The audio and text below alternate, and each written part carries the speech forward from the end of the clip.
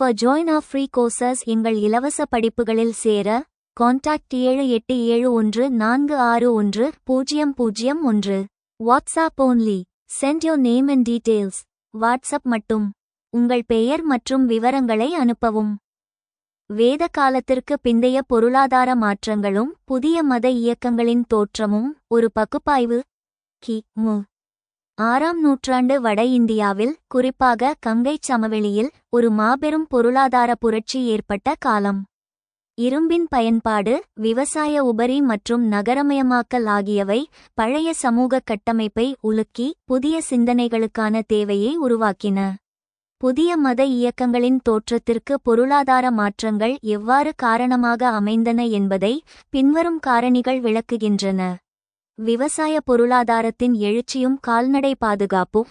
வேத காலத்திற்கு பிந்தைய காலத்தில் பொருளாதாரம் கால்நடை மேய்ச்சலிலிருந்து நிலையான விவசாயத்திற்கு மாறியது.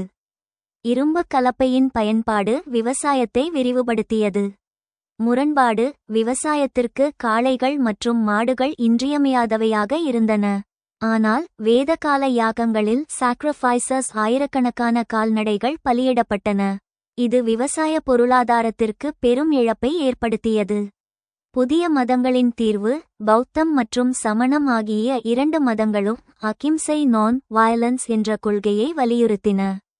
அவை யாகங்களில் விலங்குகளை கொல்வதை எதிர்த்தன. இது விவசாயிகளுக்கு பொருளாதார ரீதியாக பாதுகாப்பளித்தது. இதனால் விவசாயிகள் இம்மதங்களை ஆதரித்தனர். வைசியர்களின் வணிகர்கள் பொருளாதார வளர்ச்சி மற்றும் சமூக அந்தஸ்து.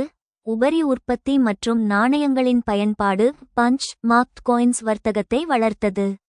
இதனால் வைசியர்கள் வணிகர்கள் மற்றும் வர்த்தகர்கள் பெரும் செல்வந்தர்களாக உயர்ந்தனர்.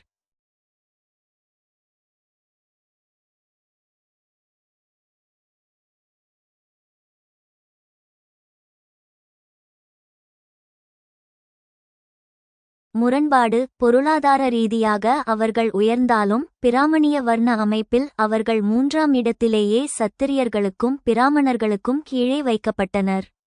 அவர்களின் பொருளாதார பலத்திற்கு ஏற்ற சமூக மரியாதை அவர்களுக்கு கிடைக்கவில்லை. புதிய மதங்களின் தீர்வு. பௌத்தம் மற்றும் சமணம் வர்ண அமைப்பை நிராகரித்தன அல்லது அதன் இறுக்கத்தை தளர்த்தின. அவை அனைத்து வர்ணத்தவர்களையும் சமமாக நடத்தின. சமூக அந்தஸ்தை தேடிய வணிகர்கள் சிரேஷ்டிகள் இந்த மதங்களுக்கு பெரும் ஆதரவையும் நிதியுதவியையும் வழங்கினர். வட்டித் தொழில் மற்றும் நகரமயமாக்கல் மற்றும் வர்த்தகத்தின் வளர்ச்சிக்கு கடன் கொடுப்பது மற்றும் வட்டி வாங்குவது யூஷரி அவசியமானது. முரண்பாடு, தர்மசாஸ்திரங்கள் மற்றும் வேத மரபுகள் வட்டிக்கு கடன் கொடுப்பதை ஒரு பாவச் செயலாகவும் இழிவானதாகவும் கருதின. இது வளர்ந்து வரும் வர்த்தக பொருளாதாரத்திற்கு தடையாக இருந்தது.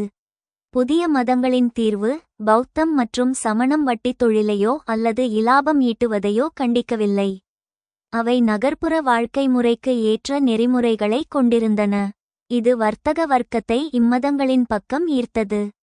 எளிமையான வாழ்க்கை முறை மற்றும் சிக்கனம். வேதகாலச் சடங்குகள் மிகவும் செலவு மிகுந்தவை மற்றும் ஆடம்பரமானவை. முரண்பாடு, வளர்ந்து வரும் புதிய பண பொருளாதாரம் மூலதனத்தைச் சேமிக்க வேண்டிய தேவையை உணர்த்தியது. யாகங்களில் பொருட்களை அழிப்பது பொருளாதார ரீதியாக வீண் செலவாக பார்க்கப்பட்டது. புதிய மதங்களின் தீர்வு. புதிய மதங்கள் எளிமை, சிக்கனம் மற்றும் தனிப்பட்ட ஒழுக்கத்தை வலியுறுத்தின. இது பொருளாதார ரீதியாக வளர்ந்து வரும் நடுத்தர வர்க்கத்திற்கு கிருகபதிகள் ஏற்புடையதாக இருந்தது.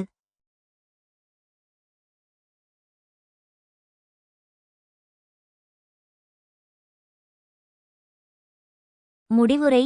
கி.மு.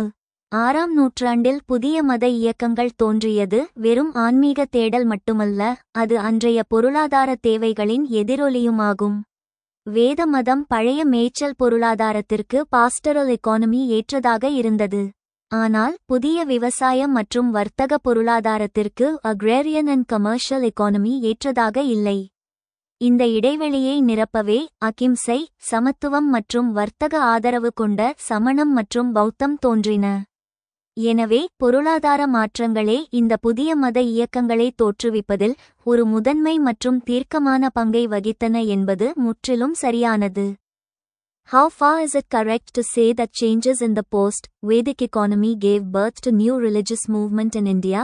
வேத காலத்திற்கு பிந்தைய பொருளாதாரத்தில் ஏற்பட்ட மாற்றங்கள் இந்தியாவில் புதிய மத இயக்கத்தை தோற்றுவித்தன என்று சொல்வது எவ்வளவு தூரம் சரியானது?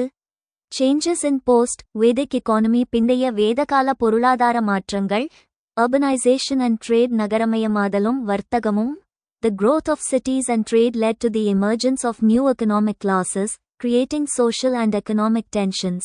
நகர வளர்ச்சி மற்றும் வர்த்தக விருத்தி புதிய பொருளாதார வர்க்கங்களை உருவாக்கி சமூக மற்றும் பொருளாதார பிணக்குகளை ஏற்படுத்தின. Agricultural expansion விவசாய விரிவாக்கம். The expansion of agriculture and the use of iron tools increased productivity, leading to economic growth and changes in social structures.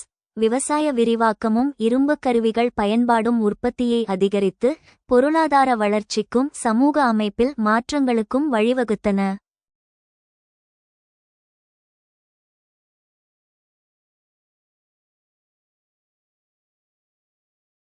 Emergence of new religious movements புதிய மத இயக்கங்களின் தோற்றம் Buddhism and Jainism. The economic changes created a fertile ground for the emergence of Buddhism and Jainism, which challenged traditional Vedic practices and emphasized spiritual and philosophical inquiry. பொருளாதார மாற்றங்கள் பாரம்பரிய வேதச் சடங்குகளை சவாலுக்கு உட்படுத்திய Buddhism and Jainism தோன்றுவதற்கு சாதகமான சூழலை ஏற்படுத்தின. இவை ஆன்மீக மற்றும் தத்துவ ஆராய்ச்சியை வலியுறுத்தின. Reaction to social inequality சமூக சமத்துவமின்மைக்கு எதிர்வினை. These new religious movements often reacted against social inequality, promoting more inclusive and egalitarian ideologies. இம்மத இயக்கங்கள் சமூக அநீதிக்கு எதிர்வினை கொடுத்து உள்ளடக்கம் மற்றும் சமத்துவ கொள்கைகளை முன்னிறுத்தின. Conclusion. The changes in the post-Vedic economy played a significant role in the emergence of new religious movements in India. The growth of cities, trade, and agriculture created new social and economic conditions that fostered the development of Buddhism, Jainism, and other philosophical traditions. பிந்தைய வேதகால பொருளாதார மாற்றங்கள் இந்தியாவில் புதிய மத இயக்கங்கள் தோன்றுவதற்கு முக்கிய பங்காற்றின. நகர வளர்ச்சி, வர்த்தகம் மற்றும் விவசாய விருத்தி ஆகியவை சமூக பொருளாதார நிலைகளை மாற்றி புத்த மதம், ஜைன மதம் மற்றும் பல தத்துவ மரபுகள் உருவாக வழிவகுத்தன.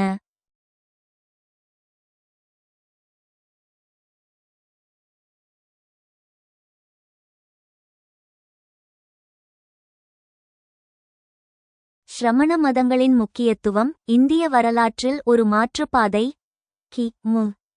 6ஆம் நூற்றாண்டில் கங்கைச் சமவெளியில் தோன்றிய ஸ்ரமண மரபுகள் ஸ்ரமானா ட்ரெடிஷன்ஸ் வேத மதத்தின் மேலாதிக்கத்தையும் சடங்கு சார்ந்த முறைகளையும் எதிர்த்து தோன்றியவை. ஸ்ரமணர் என்றால் உழைப்பவர் அல்லது ஆன்மீக விடுதலைக்காக தவமிருப்பவர் என்று பொருள். சமணம், பௌத்தம் மற்றும் ஆஜீவ ஈகம் போன்ற இந்த மதங்கள் பண்டைய இந்திய சமூகத்தில் ஆழமான மற்றும் நீண்டகால தாக்கங்களை ஏற்படுத்தின. அவற்றின் முக்கியத்துவத்தை 4 முக்கிய களங்களில் காணலாம். மத மற்றும் தத்துவ முக்கியத்துவம் ரிலிஜியஸ் அண்ட் philosophical significance. ஸ்ரமண மதங்கள் இந்திய தத்துவத்தில் ஒரு புதிய சிந்தனை அலையை உருவாக்கின. வேத அதிகார மறுப்பு. இவை வேதங்களின் அதிகாரத்தையும் பிராமணர்களின் சடங்கு ரீதியான மேலாதிக்கத்தையும் priestly supremacy முற்றிலுமாக நிராகரித்தன. முக்தி அல்லது நிர்வாணம் அடைவதற்கு யாகங்கள் தேவையில்லை என்றும் தனிமனித ஒழுக்கமும் தவமுமே போதும் என்றும் போதித்தன. அகிம்சை அஹிம்சா உயிரினங்களை கொல்லாமை என்ற கொள்கையை மையப்படுத்தின. இது வேதகால கால்நடை பலிகளுக்கு அனிமல் சாக்ரிஃபைசஸ் எதிரான ஒரு நேரடி தார்மீகச் சவாலாக இருந்தது. கர்மம் மற்றும் மறுபிறப்பு. மனிதனின் செயல்களே கர்மா அவனது தலைவிதியை தீர்மானிக்கின்றன என்ற கோட்பாட்டை வலுப்படுத்தின. இது கடவுளின் அருளை விட தனிமனித பொறுப்பை வலியுறுத்தியது. சமூக முக்கியத்துவம் சோஷியல் சிக்னிஃபிகன்ஸ். சமூகத்தில் நிலவிய இறுக்கமான வர்ண அமைப்பை தளர்த்துவதில் ஸ்ரமண மதங்கள் முக்கிய பங்காற்றின. சமத்துவம். இவை சாதி, வர்ணம் மற்றும் பாலினம் ஆகியவற்றை பொருட்படுத்தாமல் அனைவருக்கும் கதவுகளை திறந்தன. வேத மதத்தால் ஒதுக்கப்பட்ட சூத்திரர்கள் மற்றும் பெண்களுக்கு சங்கங்களில் துறவி மடங்கள் சேரும் வாய்ப்பு வழங்கப்பட்டது.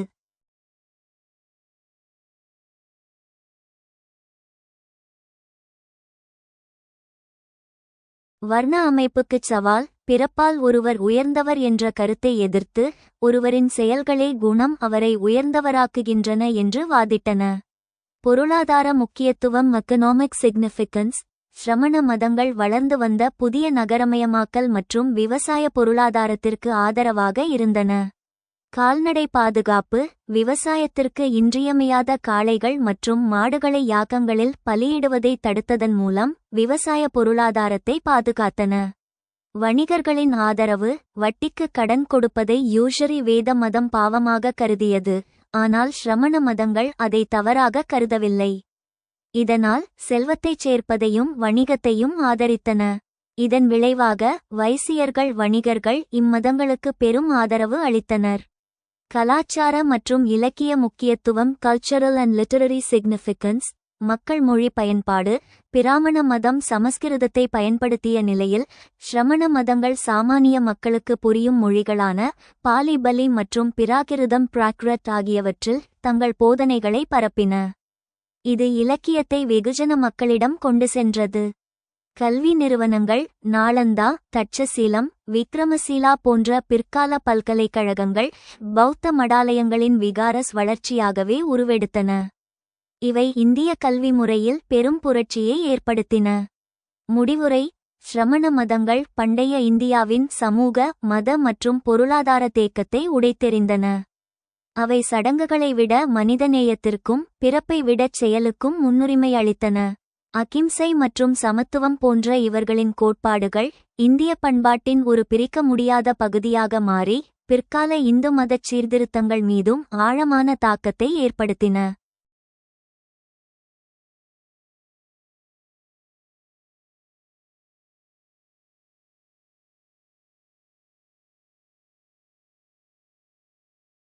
Discuss the significance of Shramanic religions. ஸ்ரமண மதங்களின் முக்கியத்துவத்தை பற்றி விவாதிக்கவும். Shramanic religions refer to ancient Indian religious traditions that emphasized asceticism, meditation, and spiritual practices. ஷ்ரமனிக் மதங்கள் என்பது துறவு, தியானம் மற்றும் ஆன்மீக நடைமுறைகளை வலியுறுத்திய பண்டைய இந்திய மத மரபுகளை குறிக்கின்றன. Significance of Shramanic religions. ஷ்ரமனிக் மதங்களின் முக்கியத்துவம். Rejection of Vedic authority. வேத அதிகாரத்தின் மறுப்பு. Shramanic traditions often rejected the authority of the Vedas and Brahmanical rituals. ஷ்ரமனிக் மரபுகள் வேதங்களின் அதிகாரத்தையும் பிராமண சடங்குகளையும் மறுத்தன. Emphasis on personal experience. தனிப்பட்ட ஆன்மீக அனுபவம். Focus on individual spiritual experience and direct realization. தனிநபரின் ஆன்மீக அனுபவம் மற்றும் நேரடி உணர்வை வலியுறுத்தின. Asceticism. துறவரம். Many Shramanic traditions emphasized ascetic practices such as meditation, yoga, and renunciation. பல ஷ்ரமனிக் மரபுகள் தியானம், யோகம், துறவு போன்ற துறவற வழக்கங்களுக்கு முக்கியத்துவம் கொடுத்தன. Focus on spiritual liberation. ஆன்மீக விடுதலைக்கான கவனம். Shramanic traditions sought liberation moksha from the cycle of rebirth samsara through self-reliance, meditation, and ethical conduct. ஷ்ரமனிக் மரபுகள் தன்னம்பிக்கை, தியானம் மற்றும் ஒழுக்கமான நடத்தை மூலம் பிறவிச் சுழற்சியிலிருந்து சம்சார விடுதலையை மோட்சம் நாடின. They often questioned the existence of the individual soul Atman and the efficacy of Vedic rituals.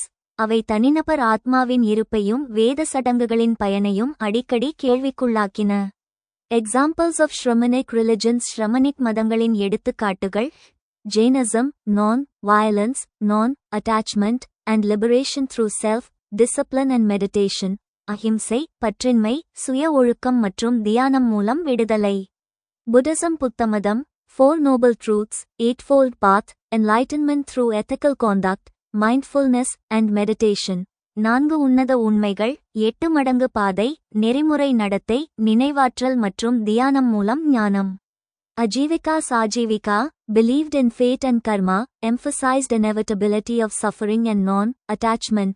விதி மற்றும் கர்மாவில் நம்பிக்கை கொண்டவர், துன்பத்தின் தவிர்க்க முடியாத தன்மை மற்றும் பற்றின்மை ஆகியவற்றை வலியுறுத்தின.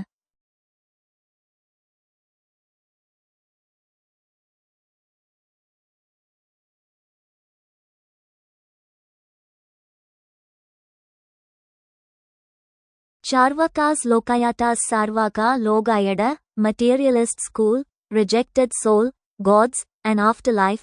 focused on worldly experience and material enjoyment.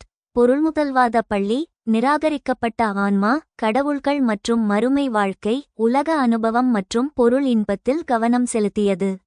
Impact தாக்கம், இன்ஃப்ளூயன்ஸ் ஆன் இந்தியன் philosophy, இந்திய தத்துவத்தில் தாக்கம்.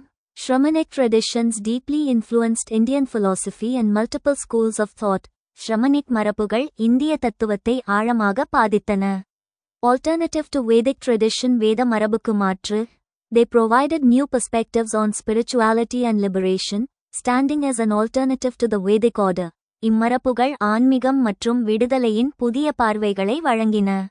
Conclusion: Shramanic traditions played a significant role in the development of Indian religious and philosophical thought.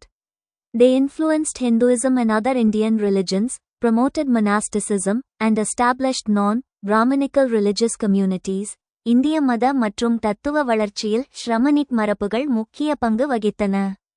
அவை இந்து மதம் மற்றும் பிற மதங்களை பாதித்து, துறவற வாழ்க்கையை ஊக்குவித்து, பிராமணமற்ற மத சமூகங்களை உருவாக்கின.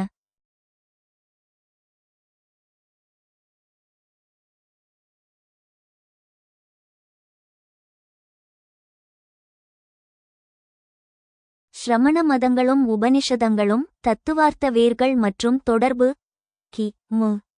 6ஆம் நூற்றாண்டில் தோன்றிய ஷ்ரமண இயக்கங்கள், ஷ்ரமானா ட்ரெடிஷன்ஸ், குறிப்பாக பௌத்தம் புத்திசம், வேத மதத்திற்கு எதிரான கிளர்ச்சியாக கருதப்பட்டாலும், அவை முழுமையாக ஒரு புதிய வெற்றிடத்தில் தோன்றவில்லை. வேதங்களின் இறுதி பகுதியான உபனிஷதங்களில் உபனிஷாத்ஸ் காணப்பட்ட பல சிந்தனைகள் பௌத்தத்தின் மைய கருத்துக்களுக்கு அடித்தளமாக அல்லது வேர்களாக அமைந்தன. சடங்குகளிலிருந்து ஞானத்தை நோக்கிய மாற்றம், shift from rituals to knowledge. உபனிஷதங்களின் ஆரம்பம், ஆரம்பகால வேதங்கள் கர்மகாண்டம், யாகங்கள் மற்றும் சடங்குகளின் மூலம் சொர்க்கத்தை அடையலாம் என்று போதித்தன. ஆனால் உபனிஷதங்கள் ஞானகாண்டம் இந்தச் சடங்குகளை உறுதியற்ற படகுகள், அன்சேஃப் போட்ஸ் என்று விமர்சித்து, உண்மையான விடுதலைக்கு ஞானம் நாலேஜ் அவசியம் என்று கூறின. பௌத்தத்தின் நீட்சி, புத்தரும் இதே கருத்தை இன்னும் வலுவாக முன்வைத்தார். அவர் வேதச் சடங்குகளையும் யாகங்களையும் முழுமையாக நிராகரித்து, நிர்வாணம் அடைவதற்கு தனிமனித ஞானமும் ஒழுக்கமும் மட்டுமே வழி என்று போதித்தார். உபனிஷதங்கள் தொடங்கிய சடங்கு எதிர்ப்பு சிந்தனையே பௌத்தத்தில் ஒரு முழுமையான மதமாக மலர்ந்தது. கர்மம் மற்றும் மறுபிறப்பு, கர்மா அண்ட் ரீபர்த், இந்திய தத்துவத்தின் மைய கருத்துக்களான கர்மம் மற்றும் மறுபிறப்பு ஆகியவை முதலில் உபனிஷதங்களில்தான் தெளிவாக விவாதிக்கப்பட்டன. வேதவேர், பிரகதாரண்யக உபனிஷதம் மற்றும் சாந்தோக்கிய உபனிஷதம் ஆகியவை ஒரு மனிதன் செய்த வினைகளுக்கு கர்மா ஏற்ப அவன் மறுபிறவி எடுக்கிறான் என்ற கருத்தை முதலில் முன்வைத்தன. பௌத்த தழுவல், புத்தர் இந்த கருத்தை முழுமையாக ஏற்றுக்கொண்டார். பௌத்த மதம் மனித வாழ்வின் துன்பத்திற்கு காரணம் அவனது கர்ம வினைகளே என்றும், இந்த மறுபிறப்புச் சுழற்சியிலிருந்து சம்சாரா விடுபடுவதே வாழ்வின் நோக்கம் என்றும் போதித்தது. உபனிஷத கருத்தான சம்சாரம், பிறப்பு இறப்பு சுழற்சி பௌத்தத்தின் மையப்புள்ளியானது.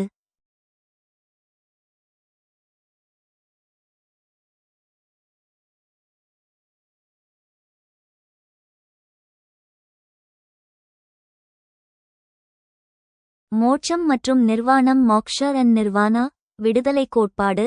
உபனிஷதங்கள் வாழ்வின் இறுதி லட்சியம் மோட்சம், விடுதலை என்று கூறின. அதாவது பிறப்பு இறப்பு சுழற்சியிலிருந்து விடுபடுவது.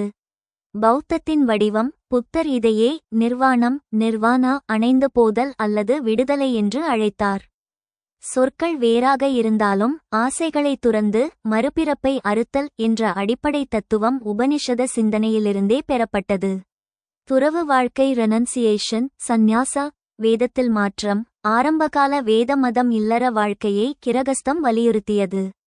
ஆனால் உபனிஷதங்கள் காட்டில் சென்று தவம் செய்யும் வானப்பிரஸ்தம் மற்றும் உலகை துறக்கும் சந்நியாசம் யோசனைகளை அறிமுகப்படுத்தின.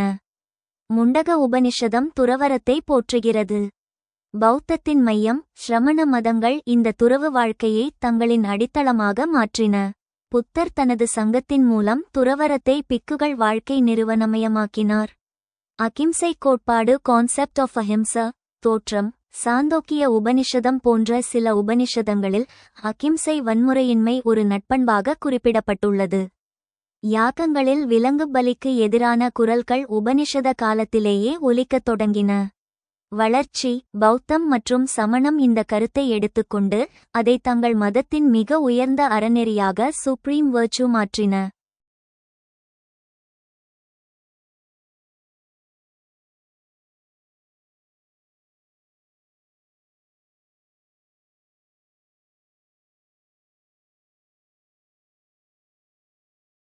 The concept of Shramanic religions, with particular reference to Buddhism, had their roots in Upanishadic ideas.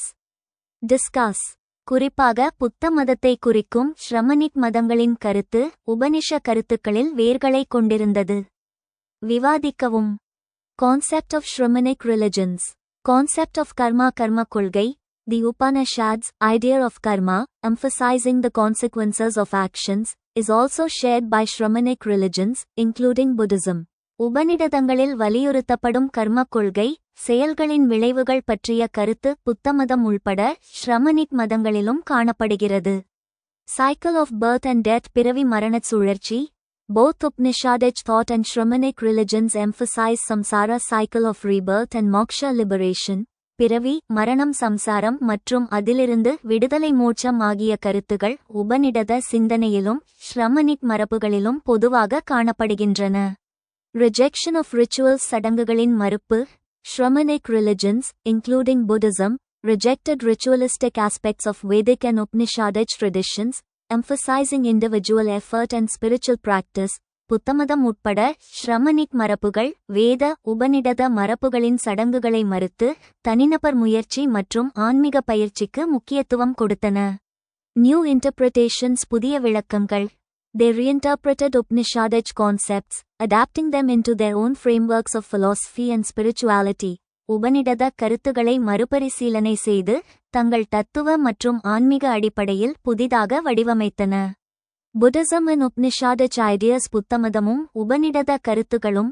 Critique of Atman ஆத்ம கருத்தின் விமர்சனம். Buddhism rejected the Upanishadic idea of Atman self, proposing an Atman no self. உபநிடத ஆத்ம கொள்கையை புத்தமதம் மறுத்து அனாத்மன் ஆத்மா இல்லை என்ற கருத்தை முன்வைத்தது. Middle path மத்திய மார்க்கம். Buddhism middle path balanced asceticism and indulgence, reflecting a nuanced engagement with Upanishadic thought. புத்தமதத்தின் மத்திய மார்க்கம் துறவரமும் இன்ப வாழ்க்கையும் இடையே சமநிலையை வலியுறுத்தியது உபநிடத சிந்தனையுடன் ஆழ்ந்த தொடர்பை காட்டுகிறது.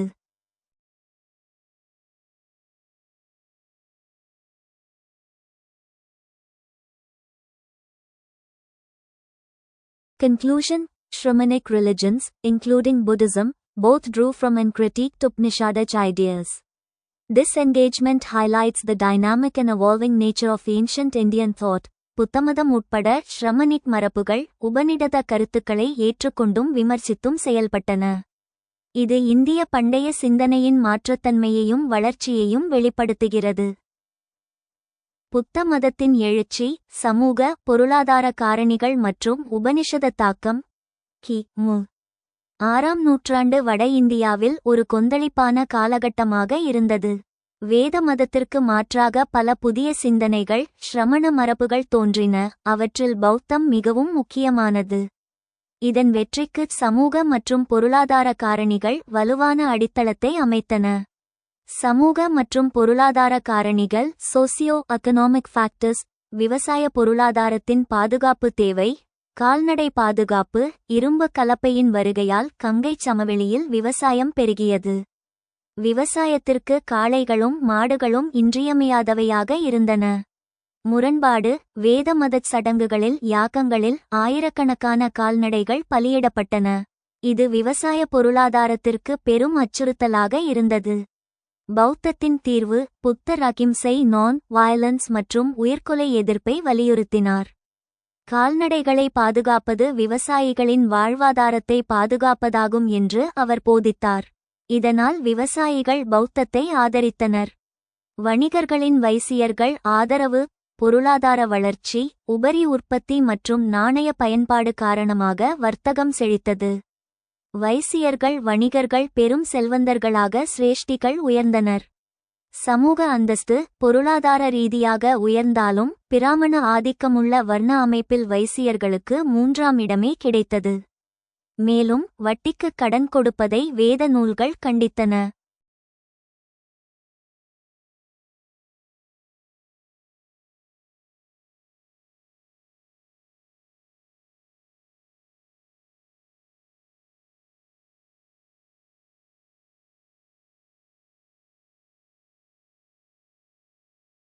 பௌத்தத்தின் தீர்வு புத்த மதம் வர்ண பாகுபாட்டை ஏற்கவில்லை மற்றும் வணிகத்தை ஆதரித்தது. வட்டித் தொழில் தவறல்ல என்று கூறியது. இதனால் சமூக அந்தஸ்தை தேடிய வணிகர்கள் பௌத்தத்திற்கு பெரும் நிதியுதவி அளித்தனர். வர்ண அமைப்பு மற்றும் சமூகச் சமத்துவம். ஜாதி ஒடுக்குமுறை.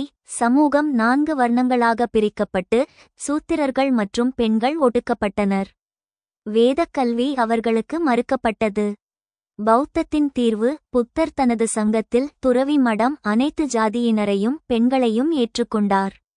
பிறப்பை விடச் செயலே முக்கியம் என்று அவர் போதித்தார். இது ஒடுக்கப்பட்ட மக்களுக்கு ஒரு புகலிடமாக அமைந்தது. நகரமயமாக்கல் மற்றும் புதிய வாழ்க்கை முறை. புதிய நகரங்கள் ராஜகிருகம் வைசாலி தோன்றியபோது பழைய பழங்குடி பிணைப்புகள் சிதைந்தன. நகர வாழ்க்கையின் நிலையற்ற தன்மை மற்றும் ஆசைகள் மக்களுக்கு மன உளைச்சலை தந்தன. புத்தரின் ஆசையே துன்பத்திற்கு காரணம் என்ற போதனை இந்த நகர்ப்புற மக்களுக்கு மன அமைதியை தேடும் வழியாக அமைந்தது. உபனிஷதச் சிந்தனையின் தாக்கம் இன்ஃப்ளூயன்ஸ் ஆஃப் உப்னிஷாதச் தாட். பௌத்தம் வேதச் சடங்குகளை எதிர்த்தாலும் அதன் தத்துவார்த்த வேர்கள் உபனிஷதங்களில் ஆழமாக பதிந்திருந்தன. கர்மம் மற்றும் மறுபிறப்பு கர்மா அண்ட் ரீபர்த். உபனிஷத கருத்து மனிதனின் செயல்களே கர்மா அவனது மறுபிறப்பை தீர்மானிக்கின்றன என்று உபனிஷதங்கள் முதலில் விவாதித்தன. பௌத்த தழுவல் புத்தர் இந்த கர்ம கோட்பாட்டை மையமாக வைத்து நல்வினை மற்றும் தீவினைகளே மனித வாழ்வின் இன்ப துன்பங்களுக்கு காரணம் என்று விளக்கினார். ஆசையை துரத்தல் மற்றும் மோட்சம். உபனிஷத கருத்து உலகப் பற்றுகளை துறந்து மோட்சம் விடுதலை அடைவதே வாழ்வின் லட்சியம் என்று உபனிஷதங்கள் கூறின.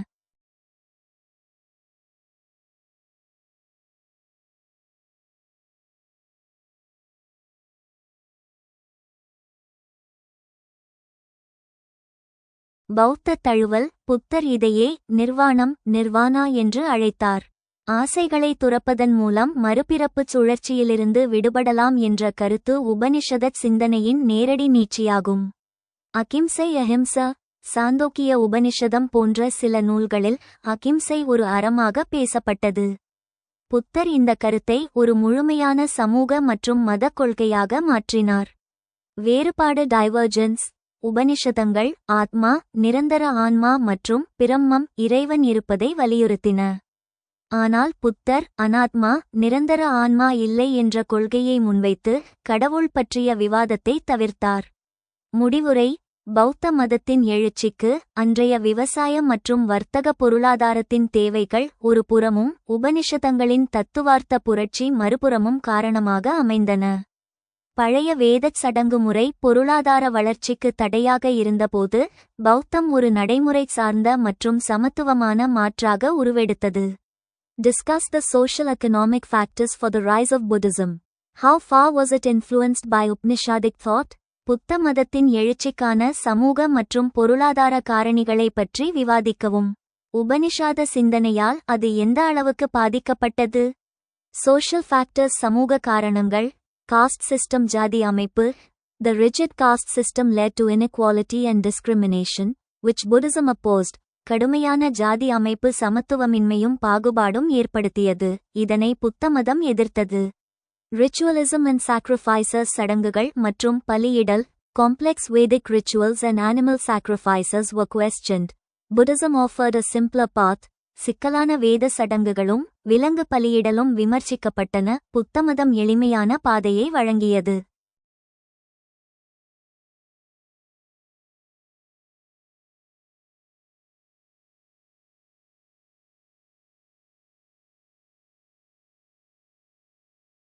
Urbanization நகரமயமாக்கல். The rise of cities and trade created new social classes. Buddhism attracted them. நகரங்கள் மற்றும் வர்த்தகத்தின் எழுச்சி புதிய சமூக வகுப்புகளை உருவாக்கியது. புத்த மதம் அவர்களை கவர்ந்தது. எகனாமிக் ஃபேக்டர்ஸ் பொருளாதார காரணங்கள். agricultural surpluses விவசாய அதிக உற்பத்தி. growth in agriculture led to cities and trade, supporting Buddhism. spread விவசாய உற்பத்தி அதிகரிப்பு நகரங்களும் வணிகமும் வளர்ச்சியடைய வழிவகுத்தது, இது புத்தமதத்தின் பரவலை ஆதரித்தது. trade and commerce வர்த்தகம் மற்றும் வணிகம். Buddhism. ethics and simplicity attracted merchants and traders. புத்தமதத்தின் ஒழுக்கமும் எளிமையும் வணிகர்களையும் வர்த்தகர்களையும் கவர்ந்தது. influence of Upanishadic ideas உபநிடத கருத்துகளின் தாக்கம். concept of karma and rebirth. கர்மா மற்றும் மறுபிறப்பு. Buddhism adapted these concepts from the Upanishads. இக்கருத்துகளை புத்தமதம் உபநிடதங்களிடமிருந்து ஏற்றுக்கொண்டது. emphasis on self-realization தன்னை உணர்வதில் வலியுறுத்தல். both Buddhism and the Upanishads stressed inner realization. புத்தமதமும் உபநிடதங்களும் உள்ளார்ந்த உணர்வை வலியுறுத்தின.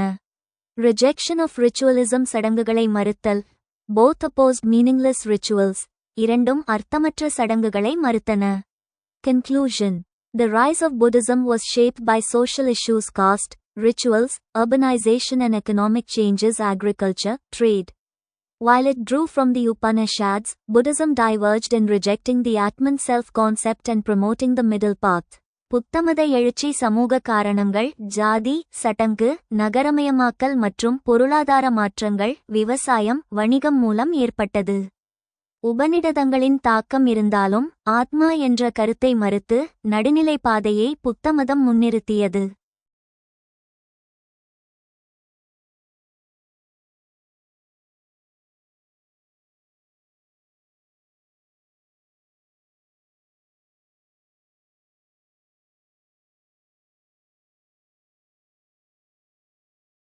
இன்றைய சமூகத்தின் பிரச்சினைகளுக்கு புத்தரின் போதனைகளின் பொருத்தப்பாடு.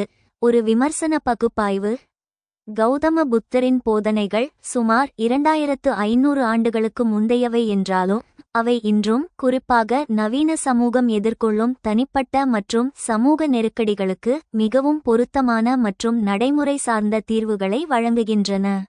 மன அழுத்தம் மற்றும் தனிநபர் நலன். நவீன சமூகம் எதிர்கொள்ளும் மிகப்பெரிய சவால் அதிவேக வாழ்க்கை முறை, போட்டி மற்றும் நிலையற்ற தன்மையால் ஏற்படும் மன அழுத்தம் மற்றும் மனச்சோர்வு ஆகும். போதனை. புத்தரின் 4 உன்னத உண்மைகள் 4 noble truths துன்பம் துக்கம் வாழ்வின் ஒரு பகுதி என்றும் அதற்கு காரணம் ஆசை தனஹா என்றும் கூறுகின்றன. தீர்வு. தியானம், மெடிடேஷன் மற்றும் விழிப்புணர்வு மைண்ட்ஃபுல்னஸ். புத்தர் போதித்த விழிப்புணர்வு பயிற்சி மனதை அமைதிப்படுத்தவும் நிகழ்காலத்தில் வாழவும் உதவுகிறது. இது நவீன உளவியலில் அங்கீகரிக்கப்பட்ட ஒரு சிகிச்சை முறையாக மாறியுள்ளது.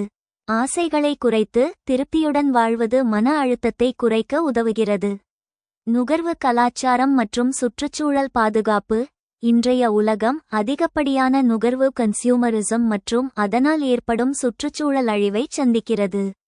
போதனை. புத்தர் நடுநிலை வழி மிடில் பாத் மத்திம மார்க்கம் அல்லது மிதவாதத்தை போதித்தார்.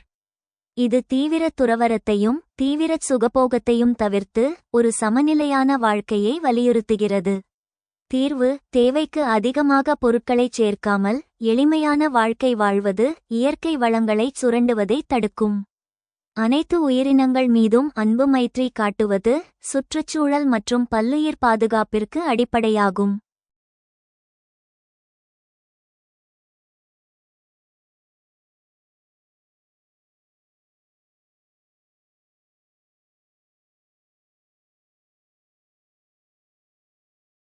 சமூக பிளவுகள் மற்றும் சமத்துவம்.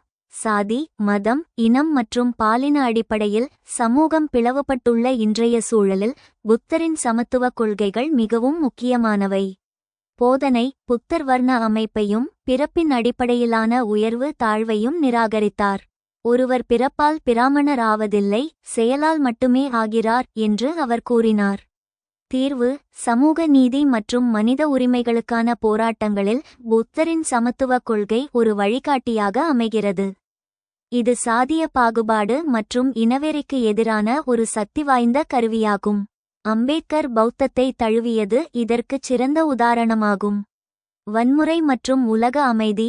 உலகம் முழுவதும் போர், பயங்கரவாதம் மற்றும் வன்முறை அதிகரித்து வரும் நிலையில் புத்தரின் அகிம்சை கொள்கை இன்றியமையாதது.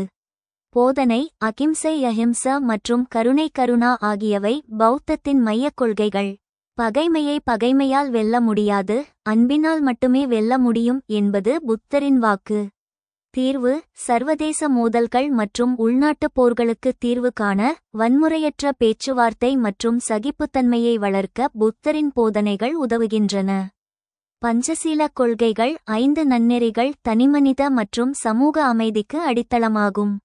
தார்மீகச் சீர்குலைவு மற்றும் நெறிமுறை ஊழல் மற்றும் தார்மீக விழுமியங்களின் வீழ்ச்சி நவீன ஆளுகையில் ஒரு பெரும் சவாலாக உள்ளது. போதனை அஷ்டாங்க மார்க்கம் 8 வழிபாதை நல்ல பார்வை, நல்ல எண்ணம், நல்ல பேச்சு, நல்ல செயல், நல்ல வாழ்க்கை முறை, நல்ல முயற்சி, நல்ல கவனம் மற்றும் நல்ல தியானம் ஆகியவற்றை வலியுறுத்துகிறது.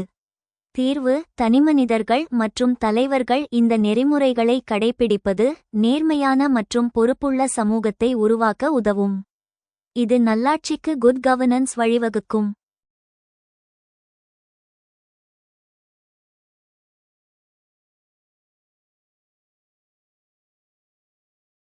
முடிவுரை புத்தரின் போதனைகள் ஒரு மதமாக மட்டுமல்லாமல் ஒரு வாழ்வியல் முறையாகவும் சமூக தத்துவமாகவும் பார்க்கப்பட வேண்டும்.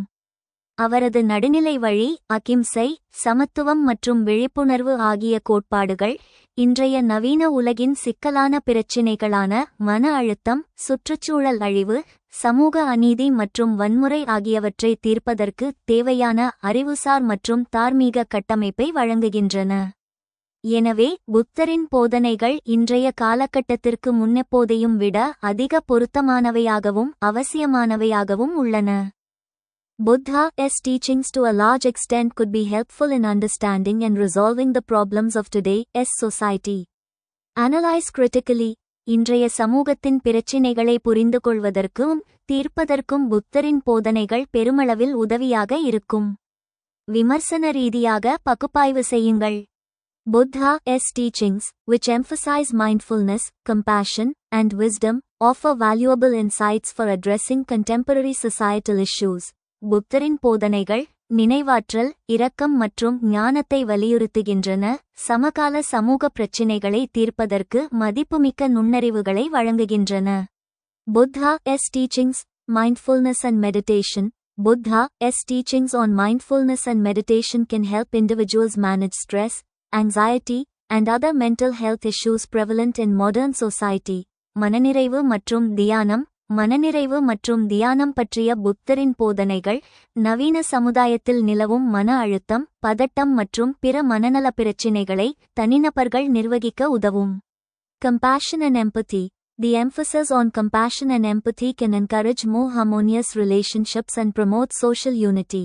இரக்கம் மற்றும் பச்சாதாபத்திற்கு முக்கியத்துவம் கொடுப்பது மிகவும் இணக்கமான உறவுகளை வளர்க்கும் மற்றும் சமூக ஒற்றுமையை ஊக்குவிக்கும்.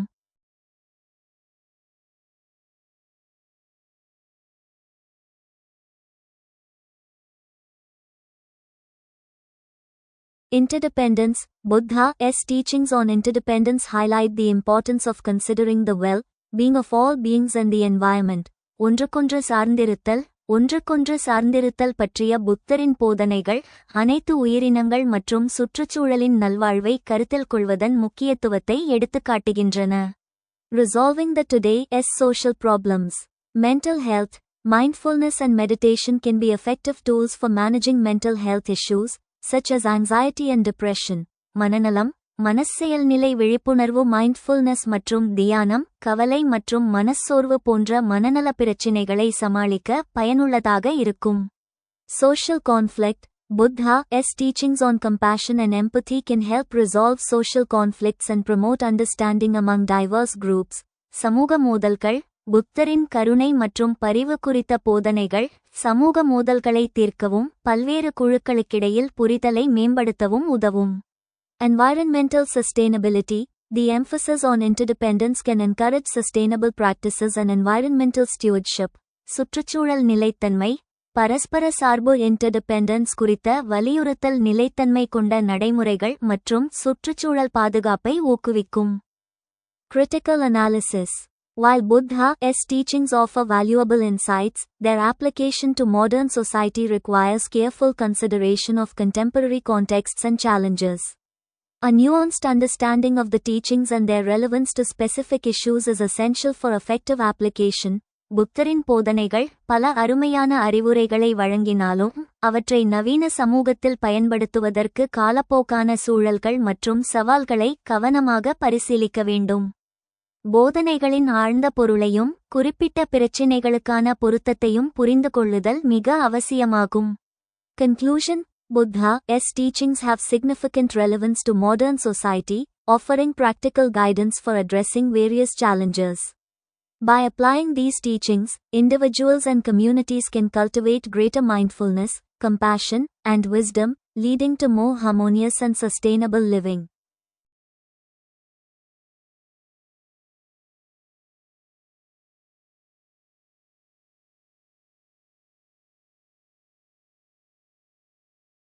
புத்தரின் போதனைகள் நவீன சமூகத்திற்கும் பெரும் பொருத்தமுடையவை. அவை பல்வேறு சவால்களை எதிர்கொள்ள நடைமுறை வழிகாட்டுதலை வழங்குகின்றன. இந்த போதனைகளை பயன்படுத்துவதன் மூலம் தனிநபர்களும் சமூகங்களும் அதிகமான மனவிழிப்புணர்வு, கருணை மற்றும் ஞானத்தை வளர்த்துக்கொண்டு ஒற்றுமை மற்றும் நிலைத்தன்மையுள்ள வாழ்க்கையை உருவாக்க முடியும். இந்தியாவில் சமணம் மற்றும் பௌத்தத்தின் எழுச்சி ஒரு ஒப்பீட்டு ஆய்வு. கிமு 6ஆம் நூற்றாண்டு இந்தியாவின் 2ஆம் நகரமயமாக்கல் காலமாகும். இக்காலத்தில் மகாவீரர் சமணம் மற்றும் கௌதம புத்தர் பௌத்தம் ஆகியோரால் வழிநடத்தப்பட்ட புதிய மதங்கள் தோன்றின. எழுச்சிக்கான காரணங்கள் causes for the rise. இந்த இரண்டு மதங்களின் எழுச்சிக்கும் பொதுவான சமூக பொருளாதார காரணிகள் இருந்தன. வேத மதத்தின் மீதான அதிருப்தி. வேத சடங்குகள் மிகவும் சிக்கலானதாகவும் செலவு மிகுந்ததாகவும் சாதாரண மக்களுக்கு புரியாத சமஸ்கிருத மொழியிலும் இருந்தன. மக்கள் எளிமையான மாற்றை தேடினர். வர்ண அமைப்பின் இறுக்கம், பிறப்பால் தீர்மானிக்கப்பட்ட வர்ண பாகுபாடுகள் குறிப்பாக சூத்திரர்கள் மீதான ஒடுக்குமுறை சமூகத்தில் பிளவை ஏற்படுத்தின. விவசாய பொருளாதாரத்தின் தேவை, இரும்பு கலப்பையை அடிப்படையாகக் கொண்ட விவசாயத்திற்கு திறமையான காளைகள் தேவைப்பட்டன. யாகங்களில் கால்நடைகளை பலியிடும் வேத வழக்கம் விவசாய பொருளாதாரத்திற்கு தடையாக இருந்தது. அகிம்சையை போதித்த சமணமும் பௌத்தமும் கால்நடைகளை பாதுகாத்தன. வைசியர்களின் ஆதரவு. வர்த்தகம் மூலம் செல்வந்தர்களாக உயர்ந்த வைசியர்கள், வணிகர்கள் தங்களுக்கு சமூகத்தில் உரிய அந்தஸ்து கிடைக்காததால் சமத்துவத்தை போதித்த மற்றும் வட்டித் தொழிலை ஏற்றுக்கொண்ட இந்த மதங்களை ஆதரித்தனர்.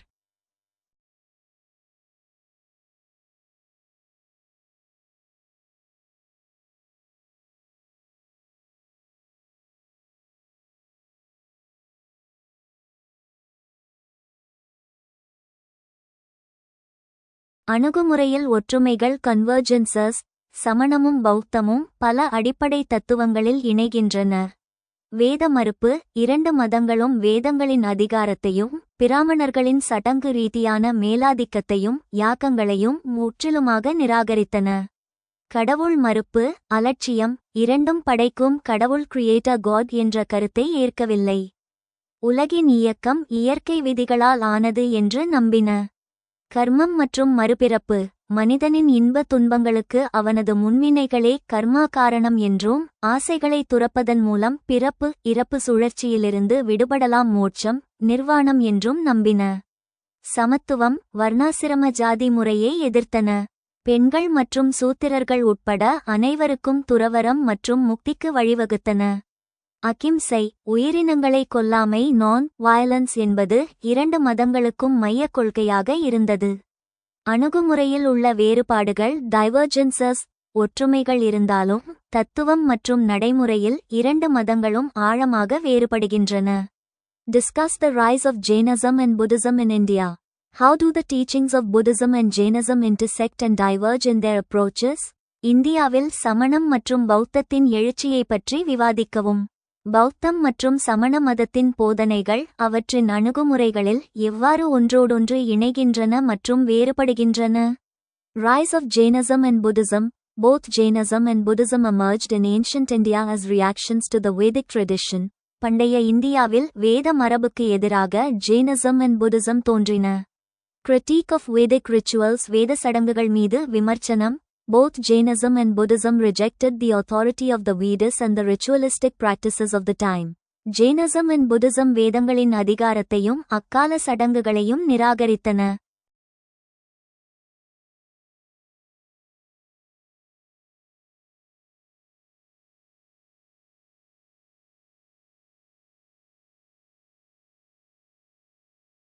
Social and economic changes.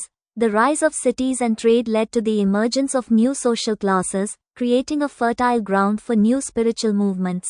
சமூக மற்றும் பொருளாதார மாற்றங்கள், நகரங்களும் வாணிபமும் வளர்ந்ததால் புதிய சமூக குழுக்கள் உருவாகின. இது புதிய ஆன்மீக இயக்கங்களுக்கு தருணமாக அமைந்தது. Quest for liberation. Both traditions emphasize the importance of individual effort and spiritual practice in achieving liberation. விடுதலைக்கான தேடல் இரண்டும் தனிநபரின் முயற்சியையும் ஆன்மீக பயிற்சியையும் விடுதலைக்கான வழியாக வலியுறுத்தின. Teachings of Jainism. சமண மதத்தின் போதனைகள். Ahimsa non-violence.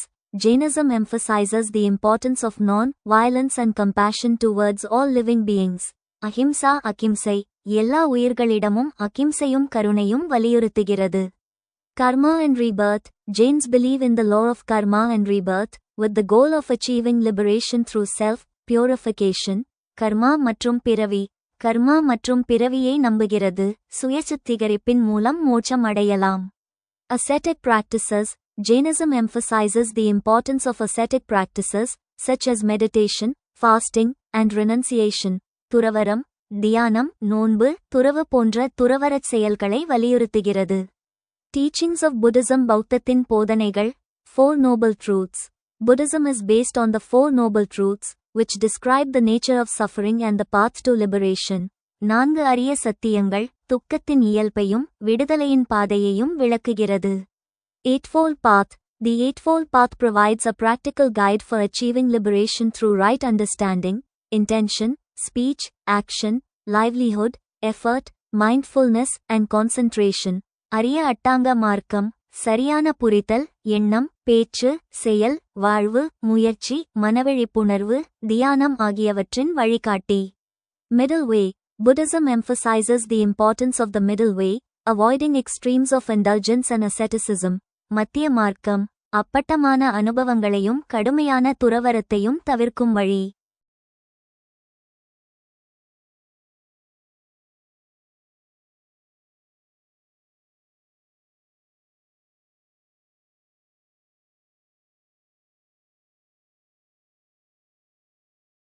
Intersection of Jainism and Buddhism. சமண மற்றும் பௌத்த மதத்தின் ஒற்றுமை.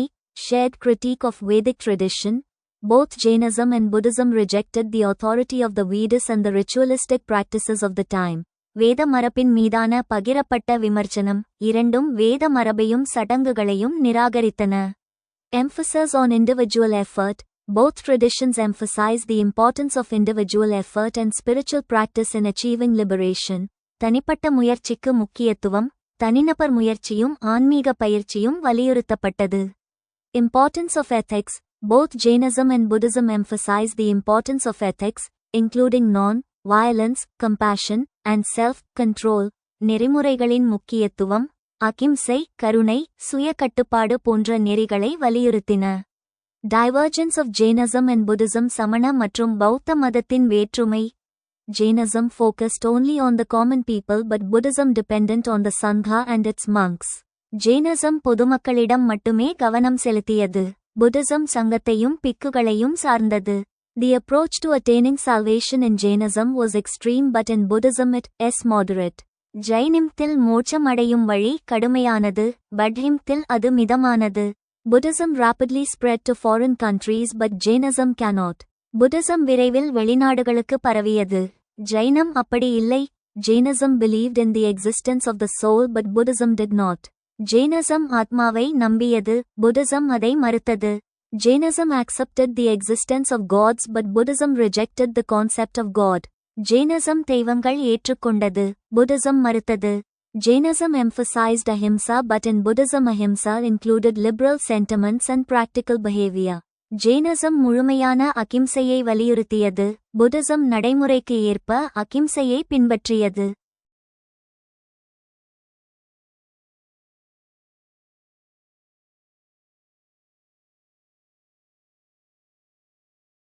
Conclusion: Jainism and Buddhism, though born from similar circumstances, offered distinct paths to enlightenment in ancient India. Both stressed non-violence, good conduct, and escaping rebirth. But Jains took non-violence to an extreme, while Buddhists focused on self-reliance. Jainism and Buddhism ஒரே சூழலில் தோன்றினாலும் பண்டைய இந்தியாவில் வேறுபட்ட விடுதலை பாதைகளை வழங்கின. இரண்டும் அகிம்சை, ஒழுக்கம், விடுதலை ஆகியவற்றை வலியுறுத்தினாலும் ஜெயினிசம் அகிம்சையை கடுமையாக கொண்டது, புத்திசம் மிதத்தையும் சுயநம்பிக்கையையும் வலியுறுத்தியது. Despite these differences, both religions remain integral to Indian spirituality, influencing its ethics, social thought, and artistic traditions for centuries to come. இரண்டும் இந்திய ஆன்மீகமும் நெறிமுறையும் கலாச்சாரத்திலும் ஆழ்ந்த தாக்கத்தை ஏற்படுத்தின. பௌத்தமும் சமணமும் மதத்தின் போர்வையில் சமூக இயக்கங்கள். கி.மு. 6ஆம் நூற்றாண்டில் தோன்றிய பௌத்தம் மற்றும் சமணம் ஆகியவை ஆன்மீக விடுதலையை மோட்சம், நிர்வாணம் முதன்மைப்படுத்தினாலும் அவற்றின் நடைமுறைச் செயல்பாடுகள் ஒரு சமூக புரட்சியைப் போலவே இருந்தன. இந்த கூற்றை 4 முக்கிய காரணிகளின் அடிப்படையில் நிரூபிக்கலாம். வர்ண ஆதிக்கத்திற்கு எதிரான சமூக புரட்சி, social revolution against varna hierarchy. வேதமதம் பிராமணர்களின் மேலாதிக்கத்தையும் பிறப்பின் அடிப்படையிலான வர்ண பாகுபாட்டையும் நியாயப்படுத்தியது. ஆனால் பௌத்தமும் சமணமும் இதை எதிர்த்தன. சமத்துவம்: ஒருவர் பிறப்பால் பிராமணரோ அல்லது தீண்டத்தகாதவரோ ஆவதில்லை, ஒருவரின் செயல்களே கர்மா அதை தீர்மானிக்கின்றன என்று புத்தர் முழங்கினார். சங்கத்தில் அனுமதி: ஜாதி, குலம் பார்க்காமல் அனைவரையும் தங்கள் சங்கங்களில் துறவி மடங்கள் ஏற்றுக்கொண்டனர். உபாலி என்ற முடிதிருத்தும் தொழிலாளி புத்தரின் முதன்மைச் சீடர்களில் ஒருவரானது இதற்குச் சிறந்த சான்றாகும். இது சமூகத்தின் அடித்தட்டு மக்களுக்கு சுயமரியாதையை வழங்கியது.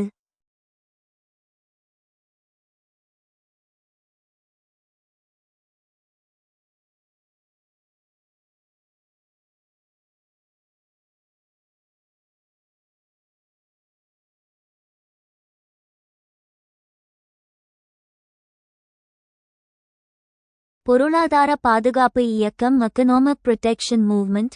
இந்த மதங்களின் அடிப்படைக் கொள்கையான அகிம்சை அஹிம்ச ஆன்மீக காரணங்களுக்காக மட்டுமின்றி அன்றைய பொருளாதார தேவைக்காகவும் வலியுறுத்தப்பட்டது. விவசாய பாதுகாப்பு: இரும்புக்கால விவசாயத்திற்கு காளைகளும் மாடுகளும் இன்றியமையாதவை.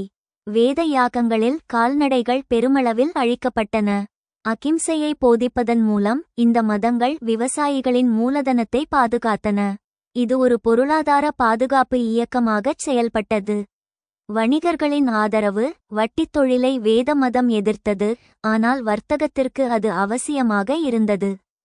பௌத்தமும் சமணமும் வணிகர்களின் தொழிலை அங்கீகரித்து அவர்களுக்கு சமூக அந்தஸ்து வழங்கின. இதனால் வைசியர்கள் வணிகர்கள் இம்மதங்களை ஒரு சமூக கேடயமாக பயன்படுத்தினர். அறிவுசார் ஜனநாயகமயமாக்கல், டெமோக்ரட்டைசேஷன் ஆஃப் நாலேஜ். வேதங்கள் சமஸ்கிருதத்தில் இருந்ததால் அது சாதாரண மக்களுக்கு புரியாததாகவும் பிராமணர்களுக்கு மட்டுமே உரியதாகவும் இருந்தது. மக்கள் மொழி: மகாவீரர் பிராகிருதம் பிராக்ருத் மொழியிலும் புத்தர் பாலி பலி மொழியிலும் போதித்தனர். தாக்கம்: இது மத அறிவை சாமானிய மக்களிடம் கொண்டு சேர்த்தது. அறிவு என்பது ஒரு குறிப்பிட்ட வர்க்கத்தின் சொத்து என்ற நிலையை மாற்றி அதை ஜனநாயகப்படுத்தியது ஒரு சமூக இயக்கத்தின் பண்பாகும். பாலின சமத்துவம், ஜெண்டர் எக்வாலிட்டி. வேத காலத்தின் பிற்பகுதியில் பெண்கள் சடங்குகளிலிருந்தும் கல்வியிலிருந்தும் விலக்கப்பட்டனர். பெண் துறவிகள்: பௌத்தம் மற்றும் சமணம் பெண்களுக்கு துறவறம் மேற்கொள்ளும் உரிமையை வழங்கின. பிக்குணிகள்: இது பெண்கள் குடும்ப கட்டுப்பாடுகளிலிருந்து வெளியேறி ஆன்மீக மற்றும் சமூக தலைவர்களாக மாற வாய்ப்பளித்தது.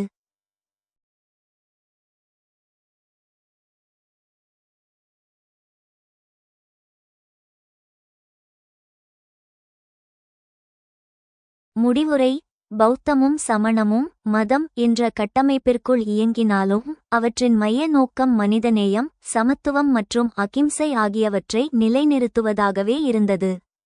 அவை சடங்குகளை விடச் சமூக நீதிக்கு முன்னுரிமை அளித்தன. எனவே அவை மதத்தின் கீழ் செயல்பட்ட சமூகச் சீர்திருத்த இயக்கங்களே என்பது முற்றிலும் பொருத்தமான கருத்தாகும். Buddhism and Jainism were social movements under the umbrella of religion. Comment: பௌத்தமும் சமணமும் மதத்தின் கீழ் சமூக இயக்கங்களாக இருந்தன. கருத்து. கீ ஆஸ்பெக்ட்ஸ் முக்கிய அம்சங்கள். சேலஞ்சிங் சோஷியல் ஹைரார்கி சமூக படிநிலைக்கு சவால். Both Buddhism and Jainism challenge the existing social hierarchy, emphasizing the importance of individual effort and merit. Buddhism and Jainism சமூக படிநிலையை எதிர்த்து தனிநபர் முயற்சி மற்றும் தகுதியின் முக்கியத்துவத்தை வலியுறுத்தின. Critique of rituals சடங்குகளின் விமர்சனம். They criticized elaborate rituals and emphasized the importance of ethical living and personal spiritual development. அவர்கள் மிகைப்படுத்தப்பட்ட சடங்குகளை விமர்சித்து ஒழுக்கமான வாழ்க்கை மற்றும் ஆன்மீக முன்னேற்றத்தின் முக்கியத்துவத்தை வலியுறுத்தினர். Inclusivity உள்ளடக்கம். Both movements promoted inclusivity, accepting individuals from various backgrounds and castes. இவ்விரு இயக்கங்களும் பல்வேறு பின்னணிகள் மற்றும் சாதிகளைச் சேர்ந்த தனிநபர்களை ஏற்றுக்கொண்டு உள்ளடக்கத்தை ஊக்குவித்தன. Social impact சமூக தாக்கம். Empowerment சாதனையாக்கம். Buddhism and Jainism authorized individuals to take control of their spiritual and social lives. Buddhism and Jainism தனிநபர்கள் தங்கள் ஆன்மீக மற்றும் சமூக வாழ்க்கையை கட்டுப்படுத்தும் அதிகாரத்தை வழங்கின. Social reform சமூக சீர்திருத்தம். These movements contributed to social reform, promoting more equitable and just societies. இவ்வியக்கங்கள் சமூக சீர்திருத்தத்தில் பங்காற்றி சமத்துவமான மற்றும் நீதிமிக்க சமூகத்தை உருவாக்கின.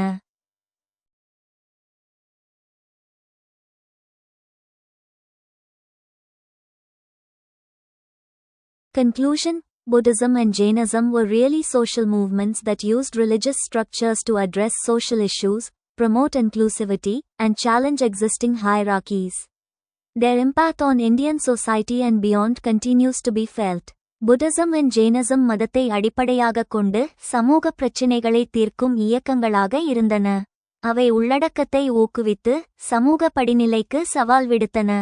இவற்றின் தாக்கம் இந்திய சமுதாயத்திலும் அதற்கு அப்பாற்பட்ட பகுதிகளிலும் இன்னமும் உணரப்படுகிறது. கி.பி. முதலாம் நூற்றாண்டுக்கு முன்னர் பௌத்த மதத்தின் எழுச்சி மற்றும் பரவல். கௌதம புத்தர் சித்தார்த்தர் கி.மு. 6ஆம் நூற்றாண்டில் தோராயமாக கி.மு. 563 முதல் 483 வரை இந்தியாவில் பௌத்த மதத்தை நிறுவினார். அவரது போதனைகள் மிக விரைவிலேயே வட இந்தியாவின் கங்கைச் சமவெளியில் பரவ ஆரம்பித்தன. துவக்க காலமும் புத்தரின் போதனையும். பௌத்தம் ஒரு புதிய மதமாக மாறுவதற்கு முன் அது ஒரு வலிமையான துறவு இயக்கமாக தொடங்கியது. புத்தரின் பங்களிப்பு. புத்தரின் ஞானோதயத்திற்கு பிறகு அவர் தனது முதல் போதனையை சாரநாத்தில் வழங்கினார். அவரது முக்கிய கொள்கைகள். 4 உன்னத உண்மைகள் 4 noble truths. துன்பம், துன்பத்தின் காரணம் ஆசை, துன்பத்தை நீக்குதல் மற்றும் துன்பத்தை நீக்கும் வழி அஷ்டாங்க மார்க்கம். மத்திம மார்க்கம் மிடில் பாத். இது தீவிர துறவரம் அல்லது தீவிர சுகபோக வாழ்வை தவிர்த்து ஒழுக்கமான நடுநிலையான பாதையை கடைபிடிக்க வலியுறுத்தியது. இது மக்களிடையே பெரும் வரவேற்பை பெற்றது. சங்கத்தின் உருவாக்கம். பிக்குகள் துறவிகள் மற்றும் பிக்குணிகள் துறவிகள் அடங்கிய சங்கம் என்ற அமைப்பு உருவானது. இது பௌத்தத்தின் ஒழுக்க விதிகளை பின்பற்றி மதத்தை பரப்புவதில் முக்கிய பங்கு வகித்தது. மக்கள் மொழி பயன்பாடு. புத்தர் தனது போதனைகளுக்கு சமஸ்கிருதத்திற்கு பதிலாக பாலி பலி மொழியை பயன்படுத்தினார். இது மத கருத்துகள் சாமானிய மக்களுக்கும் எளிதில் சென்று சேர உதவியது. இதுவே விரைவான பரவலுக்கு முக்கிய காரணமாக அமைந்தது.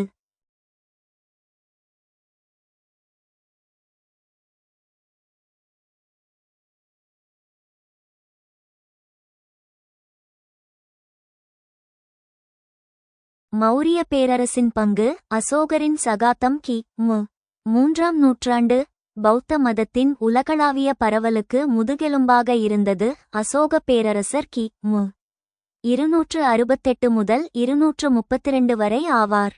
கலிங்கப் போரின் இரத்தக்களறிக்கு பிறகு அசோகர் பௌத்தத்தை தழுவி அதை அரசு மதமாக ஆனால் சகிப்புத்தன்மையுடன் ஆதரித்தார். தம்மம் தம்ம. அசோகர் தம்மம் என்ற கருத்தை வலியுறுத்தினார். இது அன்பு, இரக்கம், அகிம்சை, பெற்றோரிடமும் பெரியோரிடமும் மரியாதை மற்றும் எல்லா மதங்களிடமும் சகிப்புத்தன்மை போன்ற உலகளாவிய நெறிமுறைகளை குறித்தது. தம்மத்தை ஆளுகைக்கான கொள்கையாக அவர் பயன்படுத்தினார். கல்வெட்டுகளும் ஸ்தூபிகளும். கல்வெட்டுகள். அசோகர் இந்தியா முழுவதும் மற்றும் அதன் எல்லைகளிலும் பாறைகள் மற்றும் தூண்களில் தம்மத்தை பொறித்தார். இந்த கல்வெட்டுகள் பௌத்த நெறிமுறைகளை மக்களுக்கு தெரியப்படுத்தின. ஸ்தூபிகள் புத்தரின் அஸ்திச் சின்னங்களின் மீது ஸ்தூபிகளை கட்டினார்.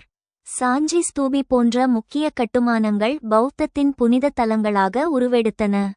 மூன்றாவது பௌத்த சபை மற்றும் தூதுக்குழுக்கள் அசோகர் பாடலிபுத்திரத்தில் மூன்றாவது பௌத்த சபையை கூட்டினார். இதன் மூலம் பௌத்த போதனைகள் தொகுக்கப்பட்டு பௌத்தத்தில் ஏற்பட்ட கருத்து வேறுபாடுகள் களையப்பட்டன. இதையடுத்து அவர் தனது மகன்கள் மற்றும் பிக்குகள் தலைமையிலான தூதுக்குழுக்களை பல்வேறு நாடுகளுக்கு அனுப்பினார். இலங்கை, ஸ்ரீலங்கா, அசோகரின் மகன் மகிந்தா மற்றும் மகள் சங்கமித்தை ஆகியோர் பௌத்தத்தை பரப்பினர். இது தேரவாத பௌத்தத்தின் முக்கிய மையமாக மாறியது. மத்திய ஆசியா, மேற்கு ஆசியா, சிரியா, எகிப்து, கிரீஸ் இந்த நாடுகளுக்கும் தூதுவர்கள் அனுப்பப்பட்டனர். இது பௌத்தம் இந்தியாவிற்கு வெளியே பரவ ஆரம்பித்ததை குறிக்கிறது. தென்கிழக்கு ஆசியா, பர்மாவிற்கும் மியான்மர் தூதுக்குழுக்கள் அனுப்பப்பட்டதாக நம்பப்படுகிறது.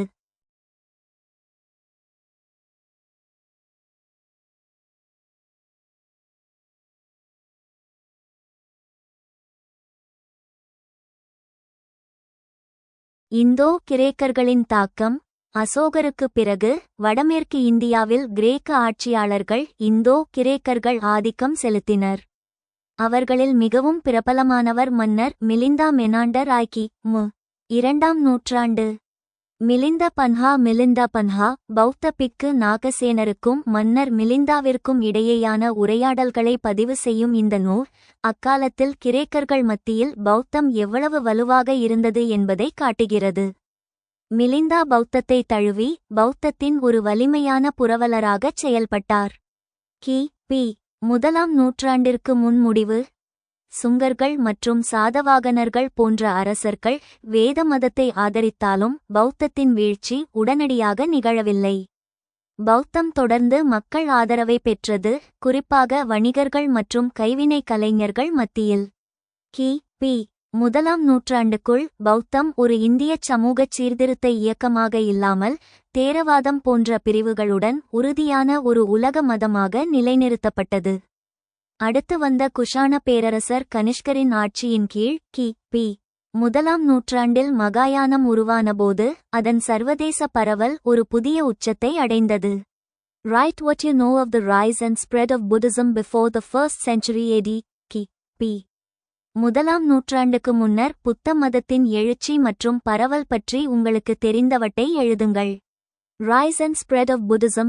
Buddhism, founded by Siddhartha Gautam the Buddha in the 8th century BCE, spread rapidly across ancient India and beyond. 6ஆம் நூற்றாண்டு கி.மு. இல் சித்தார்த்த கௌதமர் புத்தர் நிறுவிய புத்த மதம் பண்டைய இந்தியா மற்றும் அதை தாண்டி வேகமாக பரவியது.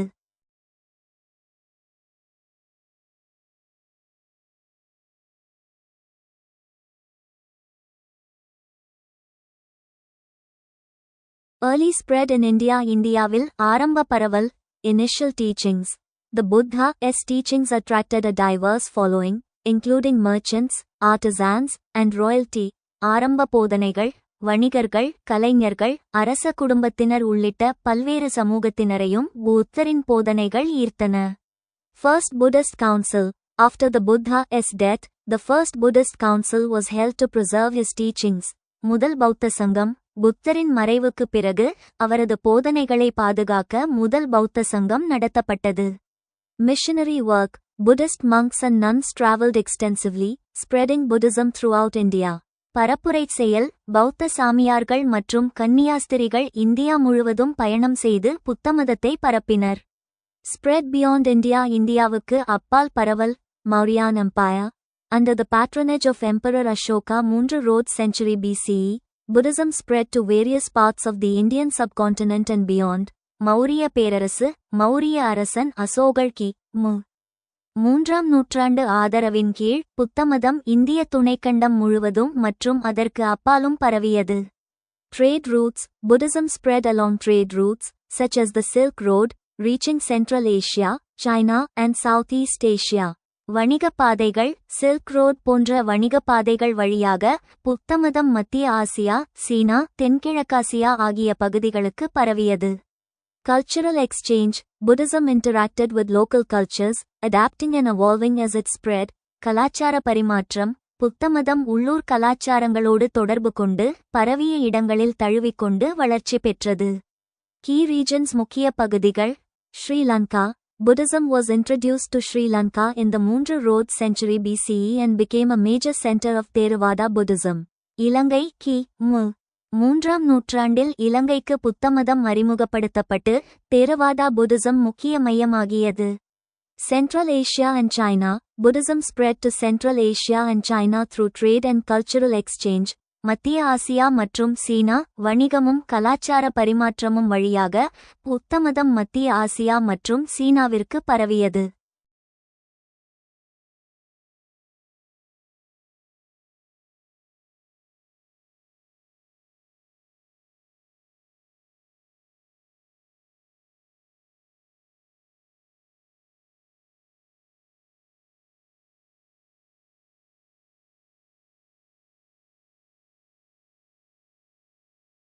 Southeast Asia. Buddhism was introduced to Southeast Asia through trade and missionary work. தென்கிழக்காசியா வணிகமும் பரப்புரைச் செயல்களும் வழியாக தென்கிழக்காசியாவிற்கு புத்தமதம் பரவியது. Conclusion. Before the 1st century AD, Buddhism had spread significantly across India and beyond, facilitated by missionary work, trade routes, and cultural exchange.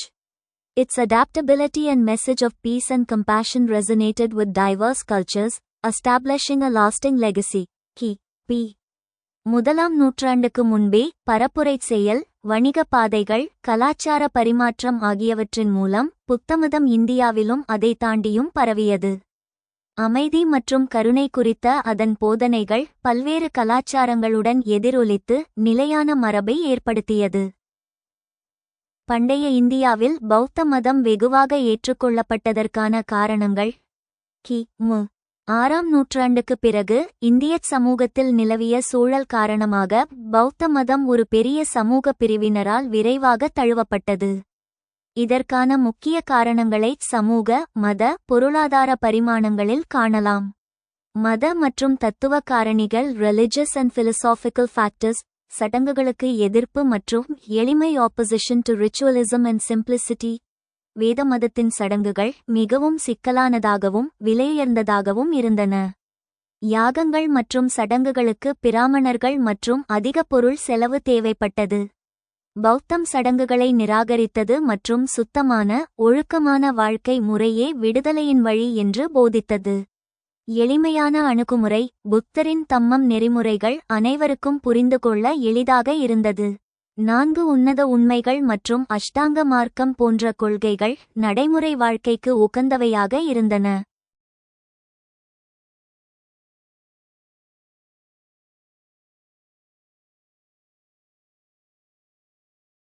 மக்கள் மொழி பயன்பாடு. Use of people's language.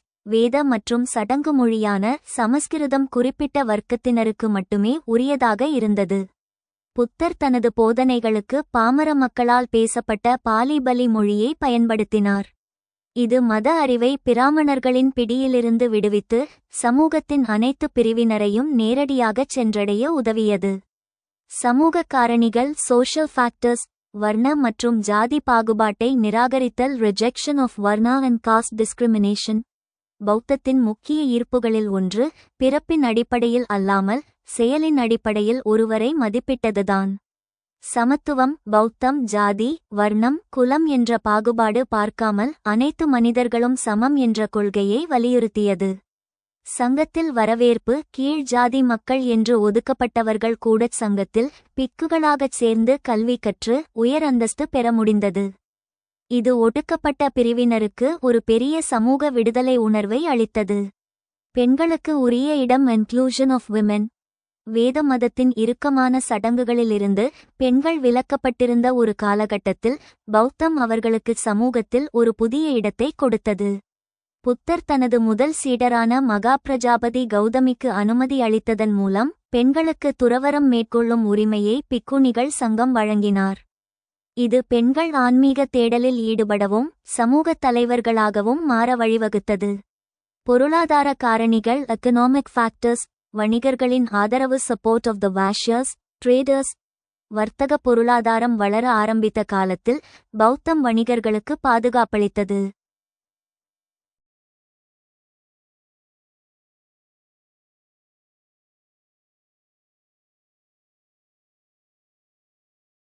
அகிம்சை. பௌத்தத்தின் அகிம்சை கொள்கை கால்நடைகளை கொன்று பலியிடும் யாகங்களை எதிர்த்தது. இது விவசாயத்திற்கும் உழவுக்கு மாடுகள் தேவை, வர்த்தகத்திற்கும் சரக்கு போக்குவரத்துக்கு மாடுகள் தேவை இன்றியமையாத கால்நடைகளை பாதுகாத்தது. சமூக அந்தஸ்து. வேத சமுதாயத்தில் சத்திரியர்கள் பிராமணர்களுக்கு அடுத்து வைசியர்கள் கருதப்பட்டாலும் பௌத்தம் வணிகர்களுக்கு உரிய மரியாதையையும் நிதி ஆதரவையும் வழங்கியது. இதனால் வணிகர்கள் பௌத்தத்தின் தீவிர ஆதரவாளர்களாகவும் தர்மத்தை கடைபிடிப்பவர்களாகவும் மாறினர். ஷத்திரியர்களின் ஆதரவு. Support of க்ஷத்ரியாஸ். புத்தரும் மகாவீரரும் ஷத்திரிய வம்சத்தைச் சேர்ந்தவர்கள். இது ஷத்திரியர்கள் மத்தியில் தங்கள் ஆதிக்கத்தை நிலைநாட்ட ஒரு புதிய வாய்ப்பை அளித்தது. அசோகர் போன்ற ஷத்திரிய பேரரசர்களின் ஆதரவு பௌத்தத்திற்கு அரசியல் வலிமையை வழங்கியது. அரசின் ஆதரவு. State patronage. அசோக பேரரசரின் பங்கு. Role of emperor Ashoka. கி.மு.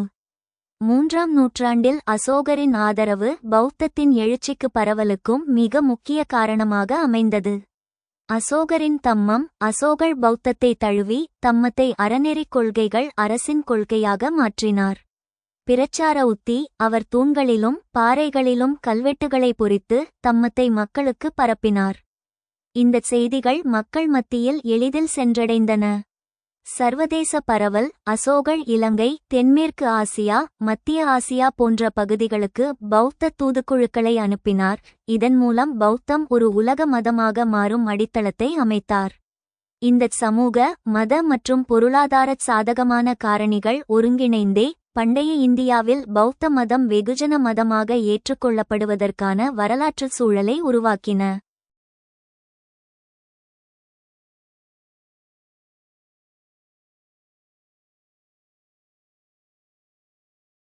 Why Buddhism was accepted by a large section of the people in ancient India?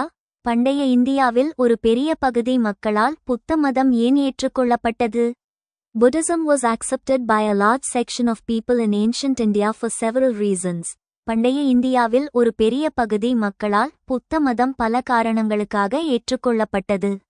Reasons for acceptance of Buddhism. புத்த மதம் ஏற்றுக்கொள்ளப்பட்ட காரணங்கள். Reaction to Vedic rituals. Buddhism offered a simpler, more accessible alternative to the complex Vedic rituals and sacrifices. வேத சடங்குகளுக்கு எதிர்வினை. சிக்கலான வேத சடங்குகள் மற்றும் பலியிடுதலுக்கு மாற்றாக எளிமையான மற்றும் அனைவருக்கும் அணுகக்கூடிய வழியை புத்தமதம் வழங்கியது. Emphasis on individual effort. Buddhism's focus on individual effort and personal responsibility resonated with people seeking spiritual growth. தனிநபர் முயற்சிக்கு முக்கியத்துவம். ஆன்மீக வளர்ச்சியை நாடுவோருக்கு தனிப்பட்ட முயற்சி மற்றும் பொறுப்பை வலியுறுத்திய புத்தமதம் மிகவும் தாக்கத்தை ஏற்படுத்தியது. Message of compassion. Buddhism's message of compassion, non-violence, and kindness appealed to people seeking a more humane and inclusive spirituality. கருணையின் செய்தி. கருணை, அஹிம்சை, அன்பு ஆகியவற்றை வலியுறுத்திய புத்தமதம் மனிதாபிமானமான மற்றும் அனைவரையும் இணைக்கும் ஆன்மீகத்தை நாடியவர்களுக்கு பிடித்ததாக இருந்தது.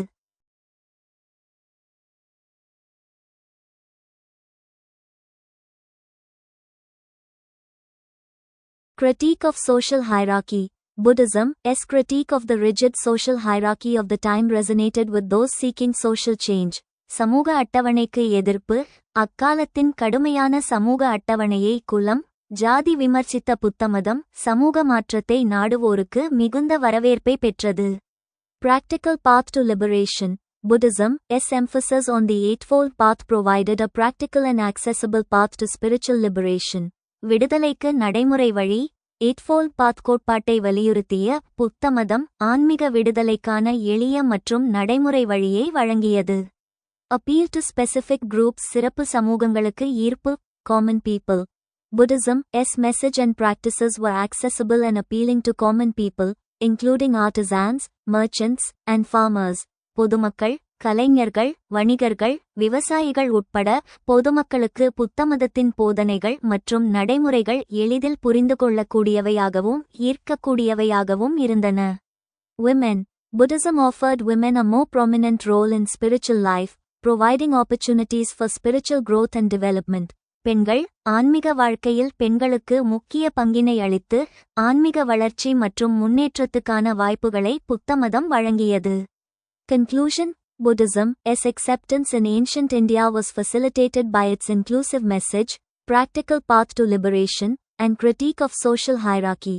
பண்டைய இந்தியாவில் புத்தமதம் பரவலாக ஏற்றுக்கொள்ளப்பட்டதற்கு அதன் அனைவரையும் இணைக்கும் செய்தி, நடைமுறை விடுதலை வழி மற்றும் சமூக அட்டவணைக்கு எதிரான விமர்சனமே காரணமாக இருந்தது.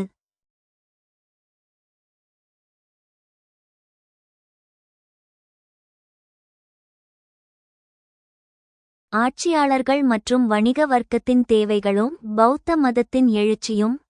ஆட்சியாளர்களின் அரசியல் மற்றும் பொருளாதார தேவைகளும் வணிக வர்க்கத்தின் பொருளாதார மற்றும் அந்தஸ்து தேவைகளும் இணைந்து புத்த மதம் செழித்து வளர்ந்த ஏற்றுக்கொள்ளும் கலாச்சார சூழலை வழங்கின என்ற கூற்று கி.மு.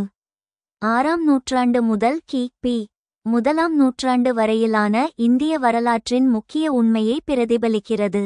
பௌத்தம் வெறும் ஆன்மீகச் சீர்திருத்தமாக இல்லாமல் அப்போதைய சமூக மற்றும் அரசியல் தேவைகளுக்கு ஒரு பதிலாகவும் விளங்கியது என்பதை கீழ்க்கண்ட காரணிகள் நிரூபிக்கின்றன. ஆட்சியாளர்களின் அரசியல் மற்றும் பொருளாதார தேவைகள் rulers, political and economic needs. வளர்ந்து வந்த புதிய பேரரசுகளின் குறிப்பாக மகதம் போன்றவை தேவைகளை நிறைவேற்ற பௌத்தம் ஒரு சிறந்த கருவியாக அமைந்தது. மையப்படுத்தப்பட்ட ஆட்சிக்கு ஆதரவு, பெரிய நிலப்பரப்புகளை ஆட்சி செய்ய, பிராமணர்களின் செல்வாக்குடன் கூடிய சிக்கலான மற்றும் பரவலாக்கப்பட்ட வேத மத முறையை விட பொதுவான ஒரு தார்மீக கோட்பாடு ஆட்சியாளர்களுக்கு தேவைப்பட்டது. புத்தரின் சட்டம் பௌத்தத்தின் தம்மம் தம்ம எளிமையான உலகளாவிய அறநெறிகளை வழங்கியது. இது ஜாதி வேறுபாடுகளை கடந்து ஒரு ஆட்சியாளரின் கீழ் பல்வேறுபட்ட மக்களை ஒருங்கிணைக்க உதவியது. அசோகரின் தம்ம விஜயம் அசோகப் பேரரசர் பௌத்தத்தை தழுவி தம்மத்தை தனது ஆட்சிக் கொள்கையாக மாற்றினார். போர் மூலமான திக்விஜயத்தை திக்விஜய் விட தம்மத்தின் மூலமான தர்ம விஜயம் தர்ம விஜயா மூலம் அமைதியான முறையில் பேரரசை நிர்வகிக்க முடிந்தது. விவசாயம் மற்றும் வணிகத்தை பாதுகாத்தல். இந்த காலகட்டத்தில் இரண்டாவது நகரமயமாக்கல் செகண்ட் அர்பனைசேஷன் நிகழ்ந்ததோடு விவசாயமும் வர்த்தகமும் வளர்ச்சியடைந்தன. அகிம்சை கொள்கை வேத சடங்குகளின் அங்கமாக இருந்த விலங்குகளை பலியிடுவதை பௌத்தம் கடுமையாக எதிர்த்தது.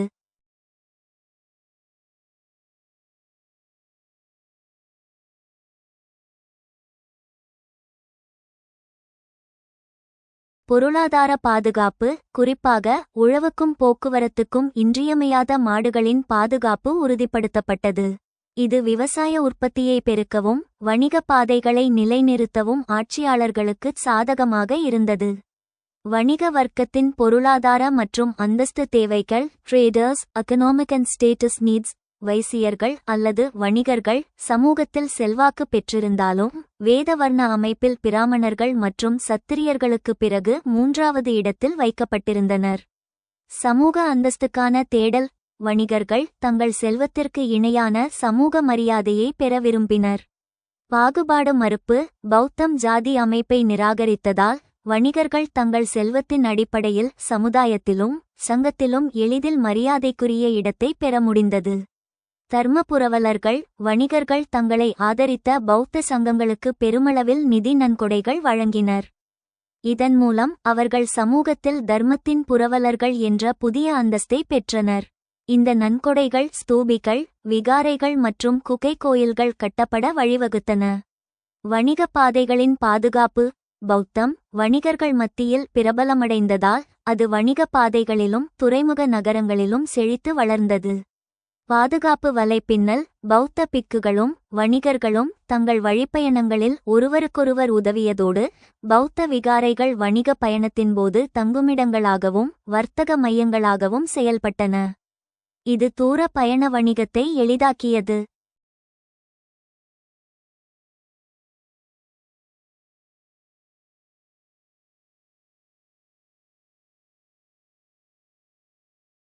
The political and economic needs of rulers, combined with economic and status needs of the merchant class, together provided the receptive cultural milieu in which Buddhism flourished. Comment. ஆட்சியாளர்களின் அரசியல் மற்றும் பொருளாதார தேவைகளும் வணிக வர்க்கத்தின் பொருளாதார மற்றும் அந்தஸ்து தேவைகளும் இணைந்து புத்த மதம் செழித்து வளர்ந்த ஏற்றுக்கொள்ளும் கலாச்சார சூழலை வழங்கின. கருத்து: Buddhism is flourishing, a complex interplay. புத்தமதத்தின் வளர்ச்சி பல்துறை காரணிகளின் சிக்கலான ஒருங்கிணைவு.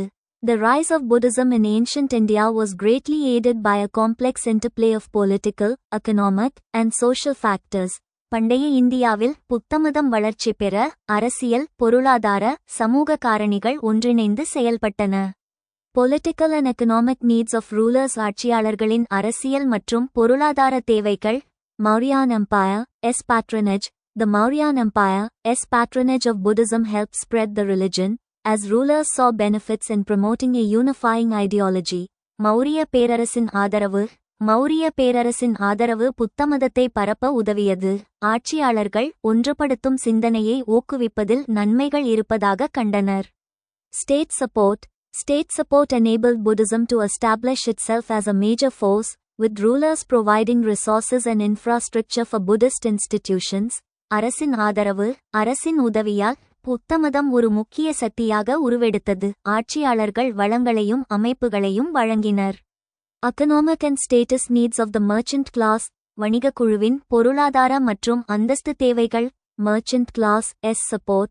The merchant class, which had grown prosperous through trade and commerce, supported Buddhism, seeing benefits in its emphasis on morality and social harmony. வணிகர்களின் ஆதரவு வர்த்தகத்தின் மூலம் செழித்த வணிகக் குழு ஒழுக்கம் மற்றும் சமூக ஒற்றுமையை வலியுறுத்திய புத்தமதத்தை ஆதரித்தது. Buddhist values and trade. Buddhist values, such as non-violence and honesty, echoed with the merchant class, who valued these characteristics for successful trade and commerce. புத்த மதப்பண்புகள் மற்றும் வாணிகம். அஹிம்சை, நேர்மை போன்ற புத்த மதப்பண்புகள் வணிகர்களின் எண்ணத்துடன் பொருந்தின. வெற்றிகரமான வர்த்தகத்திற்கு அவை தேவையானவை என்று அவர்கள் கருதினர்.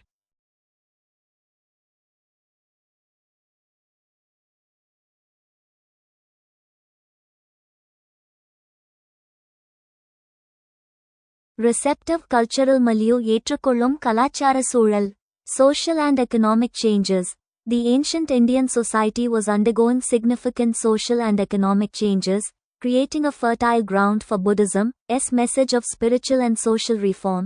சமூக மற்றும் பொருளாதார மாற்றங்கள். அக்கால இந்திய சமூகம் பெரும் சமூக, பொருளாதார மாற்றங்களை சந்தித்தது. இது புத்தமதத்தின் ஆன்மீக மற்றும் சமூக சீர்திருத்த செய்திக்கு ஏற்ற சூழலை ஏற்படுத்தியது. Buddhism's appeal. Buddhism's emphasis on individual spiritual development, morality, and social harmony echoed with various sections of society, including rulers, merchants, and common people. புத்தமதத்தின் ஈர்ப்பு தனிநபர் ஆன்மீக முன்னேற்றம், ஒழுக்கம், சமூக ஒற்றுமை ஆகியவற்றை வலியுறுத்திய புத்தமதம் ஆட்சியாளர்கள், வணிகர்கள், பொதுமக்கள் உள்ளிட்ட பல்வேறு சமூக பிரிவினரையும் ஈர்த்தது. Conclusion.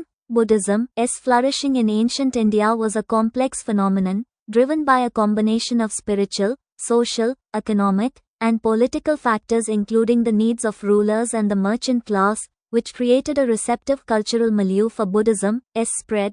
பண்டைய இந்தியாவில் புத்தமதம் செழித்து வளர்ந்தது ஆன்மீக, சமூக, பொருளாதார, அரசியல் காரணிகளின் ஒருங்கிணைப்பினால். ஆட்சியாளர்களின் தேவைகள், வணிகர்களின் ஆதரவு ஆகியவை புத்தமத பரவலுக்கான ஏற்ற கலாச்சார சூழலை உருவாக்கின. ஸ்தூபிக் கலையில் பௌத்த கொள்கைகளின் காட்சி விளக்கம். ஆரம்பகால பௌத்த ஸ்தூபிக் கலை கி.மு. 2ஆம் நூற்றாண்டு முதல் கி.பி. 1ஆம் நூற்றாண்டு வரை சாதாரண மக்கள் ஏற்கனவே அறிந்திருந்த நாட்டுப்புற சின்னங்கள், கதைகள் மற்றும் பொதுவான கலாச்சார குறியீடுகளை புத்திசாலித்தனமாக பயன்படுத்தியது. இது பௌத்தத்தின் சிக்கலான தத்துவங்களை சமுதாயத்தின் அடிமட்ட மக்கள் வரை கொண்டு செல்ல உதவியது. புத்தரின் நேரடி பிரதிநிதித்துவத்தை தவிர்த்தல். அனிகனிசம்.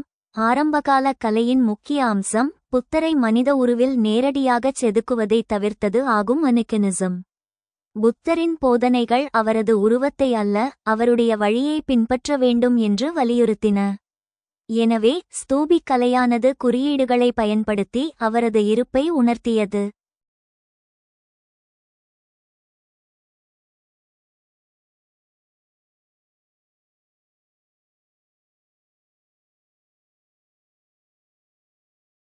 நாட்டுப்புற கதைகளின் தகவமைவு அடாப்டேஷன் ஆஃப் ஃபோக் narratives. பௌத்த கலை பொதுவான நம்பிக்கைகள் மற்றும் தொன்மங்களிலிருந்து உருவான குறியீடுகளை பயன்படுத்தி சாதாரண மக்களுக்கு பழக்கமான காட்சிகளின் மூலம் பௌத்த தத்துவங்களை போதித்தது. யக்ஷர்கள் மற்றும் யக்ஷிகள் யக்ஷஸ் அண்ட் யக்ஷனீஸ். சாஞ்சி மற்றும் பரவுத்தின் தூண் வாயில்களில் தோரணங்கள் காணப்படும் யக்ஷர்கள் மற்றும் யக்ஷிகளின் சிலைகள் மிகவும் முக்கியமானவை. கலாச்சார இணைப்பு இந்த நாட்டுப்புறச் சிலைகள் வளம், தாவரங்கள் மற்றும் காவலுக்கான கடவுளர்கள் என்று மக்கள் மத்தியில் ஏற்கனவே நம்பப்பட்டவை. பௌத்த தழுவல் ஸ்தூபியின் வாயில்களில் இவை காவலாளிகளாகவும் பௌத்த தர்மத்தின் பாதுகாவலர்களாகவும் வைக்கப்பட்டன. குறிப்பாக மரத்தை பிடித்திருக்கும் யக்ஷிகள் சால்பஞ்சிகா தாய்மை மற்றும் செழிப்பை குறிக்க, அவை பௌத்தத்தின் ஆன்மீகச் செழிப்பையும் முக்தியையும் அடைய ஒரு படி என்ற குறியீடாக மாற்றப்பட்டன. ஜாதகக் கதைகள் ஜாதக் டேல்ஸ். ஜாதகக் கதைகள் பௌத்த கொள்கைகளை பரப்ப பயன்படுத்தப்பட்ட மிகவும் பயனுள்ள ஊடகம். பொருள் இவை புத்தர் முற்பிறவிகளில் மனிதராகவோ அல்லது விலங்குகளாகவோ இருந்தபோது செய்த தியாகங்கள், நற்பண்புகள், பராமிதாக்கள் மற்றும் கருணையை பற்றிச் சொல்கின்றன. விளக்கமுறை ஸ்தூபியின் சுவர்கள் தொடர்ச்சியான செதுக்கல்களின் மூலம் இந்த கதைகளை சித்திரங்களாக விவரித்தன. உதாரணமாக, ஒரு குரங்கு தன் உயிரை தியாகம் செய்து மற்ற குரங்குகளை காப்பாற்றும் கதை மகாகபி ஜாதகம் தர்மத்தின் மிக உயர்ந்த தியாகத்தையும் கருணையையும் விவரித்தது. சாதாரண மக்களின் தொடர்பு இந்த ஜாதகக் கதைகள் பெரும்பாலும் விலங்குகள், பறவைகள், சாதாரண மனிதர்கள் மற்றும் அன்றாட வாழ்க்கையை பற்றியவை என்பதால் படிப்பறிவில்லாத சாதாரண மக்கள் கூட சுவரில் செதுக்கப்பட்ட சிற்பங்களை பார்த்து எளிதில் கதைகளை புரிந்து கொண்டனர்.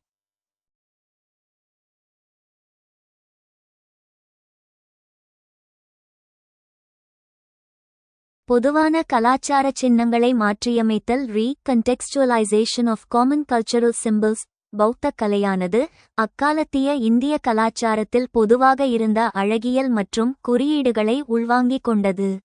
சுவர்க்கத்தின் உருவங்கள், தேவலோக காட்சிகளை சித்தரிக்கும் சிற்பங்கள் வெறுமனே புராண கதைகளாக இல்லாமல் பௌத்த உலகில் நற்கருமங்கள் செய்யும் பலன்களாக மாற்றப்பட்டன. வடிவமைப்பு தேர்வு ஸ்தூபியின் வேலி வேதிக்கா அமைப்புகள் மரத்தாலான வேலிகளின் வடிவத்தை பின்பற்றின. இது புனிதமான ஸ்தூபியைச் சுற்றியுள்ள அமைப்பு கிராமப்புற மக்களுக்கு பழக்கமான வடிவமாக இருப்பதை உறுதி செய்தது. முடிவுரை ஸ்தூபி கலையின் இந்த அணுகுமுறை பௌத்த மதத்தை பிரத்தியேகமான மற்றும் உயர்ந்த தத்துவமாக இல்லாமல் அன்றாட வாழ்க்கையுடன் தொடர்புடையதாகவும் காட்சிபூர்வமாகவும் மக்களை உள்ளடக்கியதாகவும் மாற்றியது. நாட்டுப்புறச் சின்னங்களை மதச்சார்பற்ற நிலையிலிருந்து மதச்சார்புள்ள நிலைக்கு மாற்றியமைத்ததன் மூலம் பௌத்தத்தின் செழிப்புக்கு ஸ்தூபி கலை ஒரு சக்தி வாய்ந்த ஊடகமாக விளங்கியது. Explain as to how the early Buddhist stupa art, while using folk motifs and narratives and common cultural symbols, succeeded in transforming these themes for expounding the Buddhist ideals. நாட்டுப்புற சின்னங்கள், கதைகள் மற்றும் பொதுவான கலாச்சார சின்னங்களை பயன்படுத்தி பௌத்த கொள்கைகளை விளக்குவதற்காக இந்த கருப்பொருள்களை மாற்றியமைத்ததில் ஆரம்பகால பௌத்த ஸ்தூபி கலை எவ்வாறு வெற்றி பெற்றது என்பதை விளக்குங்கள். Early Buddhist stupa art. ஆரம்பகால பௌத்த ஸ்தூப கலை Early Buddhist stupa art, found in ancient India, effectively utilized folk motifs, narratives, and common cultural symbols to convey Buddhist ideals. பண்டைய இந்தியாவில் காணப்படும் ஆரம்பகால பௌத்த ஸ்தூப கலை மக்கள் சின்னங்கள், கதைகள், கலாச்சார சின்னங்களை திறம்பட பயன்படுத்தி பௌத்த கொள்கைகளை வெளிப்படுத்தியது.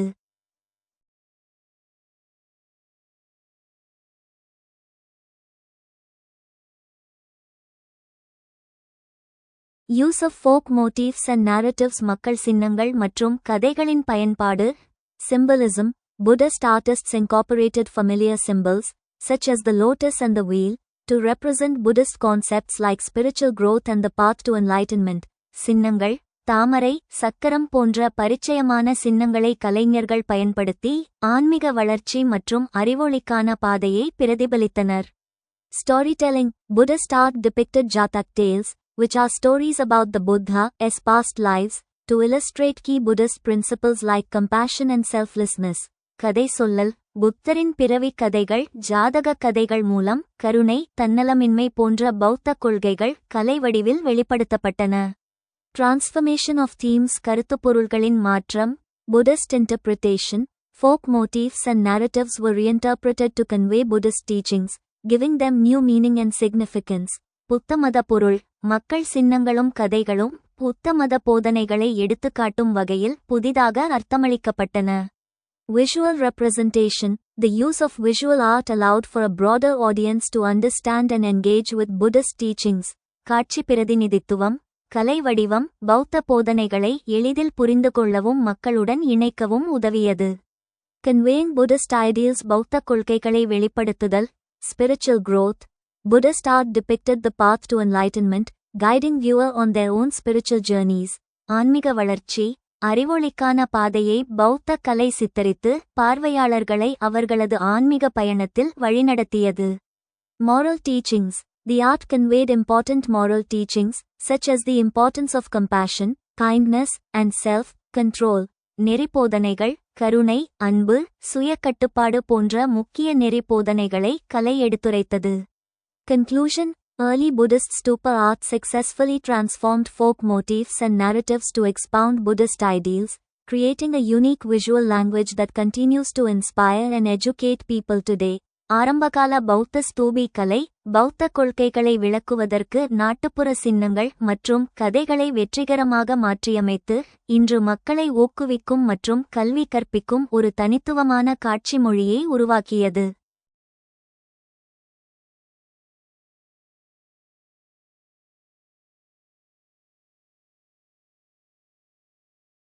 இந்தியாவில் பௌத்தத்தின் சமூக அம்சங்களும் வீழ்ச்சிக்கான காரணங்களும். பௌத்த மதம் கி.மு.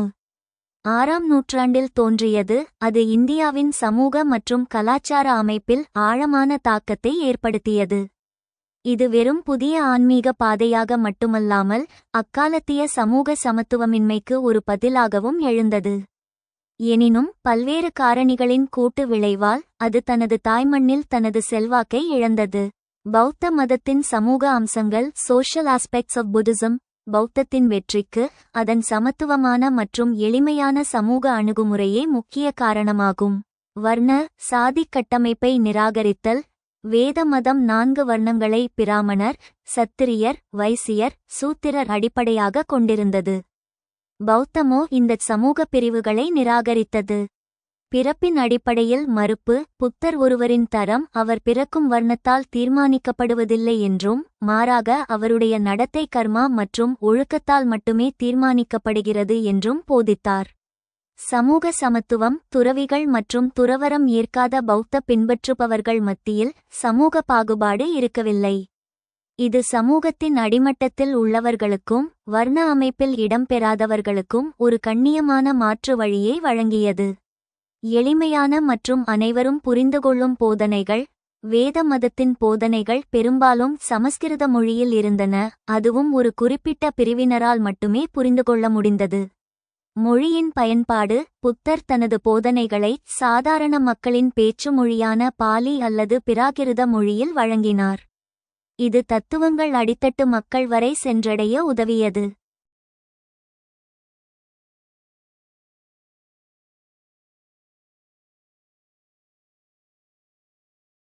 சடங்கு மறுப்பு. பௌத்தம் விலை உயர்ந்த மற்றும் சிக்கலான சடங்குகள், பலியிடுதல் போன்றவற்றை தவிர்த்தது. இது செலவு குறைந்ததாகவும் எளிதில் பின்பற்றக்கூடியதாகவும் இருந்ததால் அதிக எண்ணிக்கையிலான பொதுமக்களை ஈர்த்தது. சங்கத்தில் சமத்துவம். பௌத்த சங்கம் பிக்ஷு சங்க ஒரு ஜனநாயகபூர்வமான அமைப்பாகச் செயல்பட்டது. நுழைவுரிமை. எந்த வர்ணத்தைச் சேர்ந்தவர்களும் செல்வந்தர்களும் ஏழைகளும் ஏன் சில ஆரம்ப கட்டுப்பாடுகளுக்கு பிறகு பெண்களும் கூட பிக்ஷுனி சங்கம் மூலம் துறவறம் ஏற்க அனுமதிக்கப்பட்டனர். பெண்களுக்கு அங்கீகாரம். பெண்களுக்கான துறவற சங்கத்தை நிறுவியதன் மூலம் அக்காலச் சமூகத்தில் பெண்களுக்கு அதிக மத மற்றும் சமூக சுதந்திரத்தை வழங்கியது. பொருளாதார பிரிவுகளின் ஆதரவு. முந்தைய கேள்வியில் விவாதித்தது போல் வணிகர்கள் மற்றும் கைவினைஞர்கள் மத்தியில் பௌத்தம் மிகுந்த ஆதரவை பெற்றது. வணிகம் விரிவாக்கம் அடைந்தபோது வர்ண அமைப்பில் தங்கள் செல்வாக்குக்கு உரிய மரியாதை கிடைக்காத வணிக வர்க்கம் சமத்துவத்தை போதித்த பௌத்தத்தை ஆதரித்தது. பௌத்த மதம் வீழ்ச்சியடைய காரணங்கள். Reasons for the decline of Buddhism. பௌத்தம் தோன்றிய மண்ணிலேயே வீழ்ச்சியடைந்ததற்கு பல நூற்றாண்டுகளாக நடந்த அரசியல், மத மற்றும் சமூக மாற்றங்கள் காரணமாக அமைந்தன. புத்துயிர் பெற்ற இந்து மதத்தின் எழுச்சி, the rise of revived Hinduism பக்தி இயக்கம், கி.பி. 7ஆம் நூற்றாண்டிலிருந்து இந்து மதத்தில் பக்தி இயக்கம் முக்கியத்துவம் பெறத் தொடங்கியது. பிராமணர்கள் அல்லாதோர் கூட தங்கள் தனிப்பட்ட கடவுளை எளிய முறையில் வழிபட இது அனுமதித்தது. ஆழ்வார்கள், நாயன்மார்கள் போன்றோரின் தீவிரமான பக்தி பாடல்கள் மக்களை பெரிதும் கவர்ந்தன.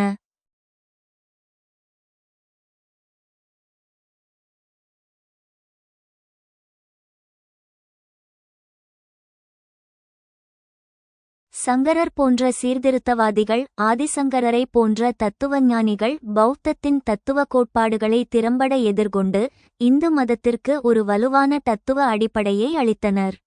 இந்து மதத்துடன் உள்ளிழுத்தல், அசிமிலேஷன் பை ஹிந்துயிசம். இந்து மதம் பௌத்தத்தை ஒரு எதிரி மதமாக கருதாமல் அதன் ஒரு பகுதியாக உள்வாங்கிக் கொண்டது. விஷ்ணுவின் அவதாரம், பௌத்த மதத்தின் ஸ்தாபகரான புத்தரை இந்து மதத்தின் முக்கிய கடவுளான விஷ்ணுவின் 9வது அவதாரமாக இந்துக்கள் அறிவித்தனர். இதன் மூலம் பௌத்தத்தின் தனித்துவம் நீர்த்துப்போகச் செய்யப்பட்டு அது இந்து மதத்தின் ஒரு துணைப்பிரிவு போலவே காட்சியளித்தது. அரச ஆதரவின்மை மற்றும் மடங்களின் அழிவு, lack of royal patronage and destruction of monasteries. அரச ஆதரவு மாற்றம். அசோகர், கனிஷ்கர், ஹர்ஷர் போன்றோரின் காலத்திற்கு பிறகு குப்தர்கள் போன்ற பல பேரரசுகள் இந்து மதத்தை மீண்டும் ஆதரிக்கத் தொடங்கின. அரச ஆதரவு குறைந்ததால் மடங்களுக்கு நிதி உதவி கிடைக்காமல் அவை மெதுவாகச் சிதைந்தன. முஸ்லிம் படையெடுப்புகள். கி.பி. 12ஆம் நூற்றாண்டு மத்திய ஆசியாவிலிருந்து வந்த முஸ்லிம் படையெடுப்பாளர்கள் குறிப்பாக பக்தியார் கில்ஜி, நாலந்தா மற்றும் விக்ரமஷிலா போன்ற பெரிய பௌத்த மடங்களை குறிவைத்து அழித்தனர். மடங்கள் என்பவை பௌத்தத்தின் அறிவு மையங்களாகவும் பிக்குகளின் இருப்பிடங்களாகவும் இருந்ததால் அவற்றின் அழிவு பௌத்தத்தின் அஸ்திவாரத்தை ஆழமாக பாதித்தது.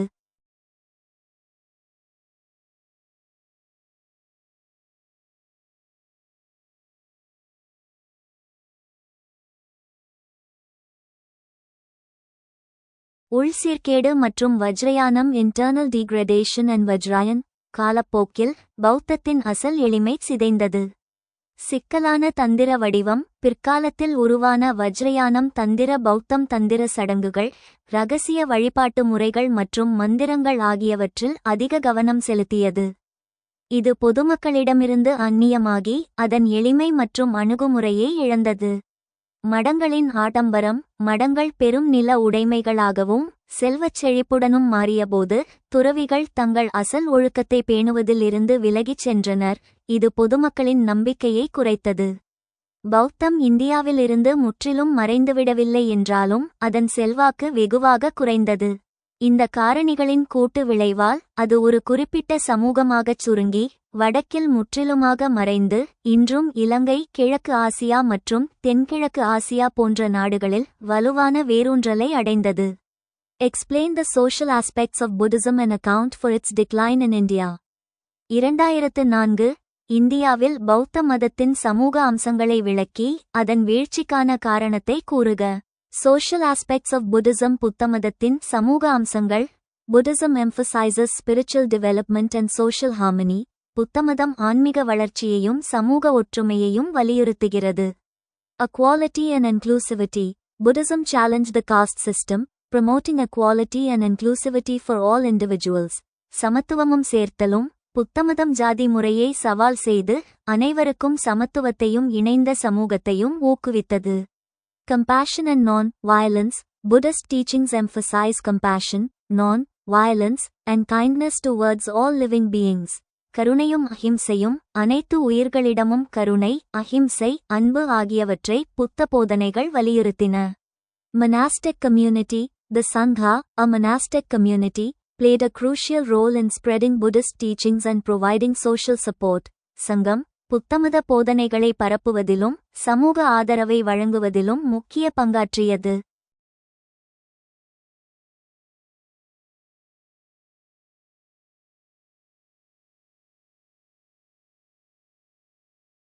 Decline of Buddhism in India. இந்தியாவில் புத்தமதத்தின் வீழ்ச்சி.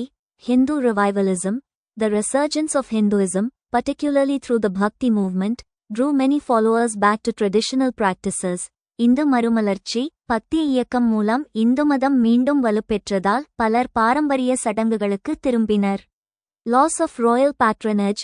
The decline of Buddhist kingdoms and loss of royal patronage weakened Buddhist institutions. அரசு ஆதரவு இழப்பு. பௌத்த அரசுகள் வீழ்ச்சியடைந்ததும் அரசு ஆதரவு குறைந்ததும் பௌத்த நிறுவனங்கள் பலவீனமடைந்தன. Internal decline. Corruption and internal conflicts within the Sangha may have contributed to Buddhism's decline. உள்ளார்ந்த வீழ்ச்சி சங்கத்தின் உட்பிரச்சினைகள் மற்றும் ஊழல் காரணமாகவும் புத்தமதம் வீழ்ச்சி அடைந்திருக்கலாம். Invasion and persecution. Foreign invasions and harassment may have further weakened Buddhist communities. ஆக்கிரமிப்பும் துன்புறுத்தலும் வெளிநாட்டு படையெடுப்புகள் மற்றும் துன்புறுத்தல்கள் பௌத்த சமூகங்களை மேலும் பலவீனப்படுத்தின. Conclusion. The decline of Buddhism in India was a complex process influenced by various social, cultural, and historical factors. இந்தியாவில் புத்தமதத்தின் வீழ்ச்சி பல்வேறு சமூக, கலாச்சார, வரலாற்று காரணிகளால் பாதிக்கப்பட்ட ஒரு சிக்கலான செயல்முறையாக இருந்தது.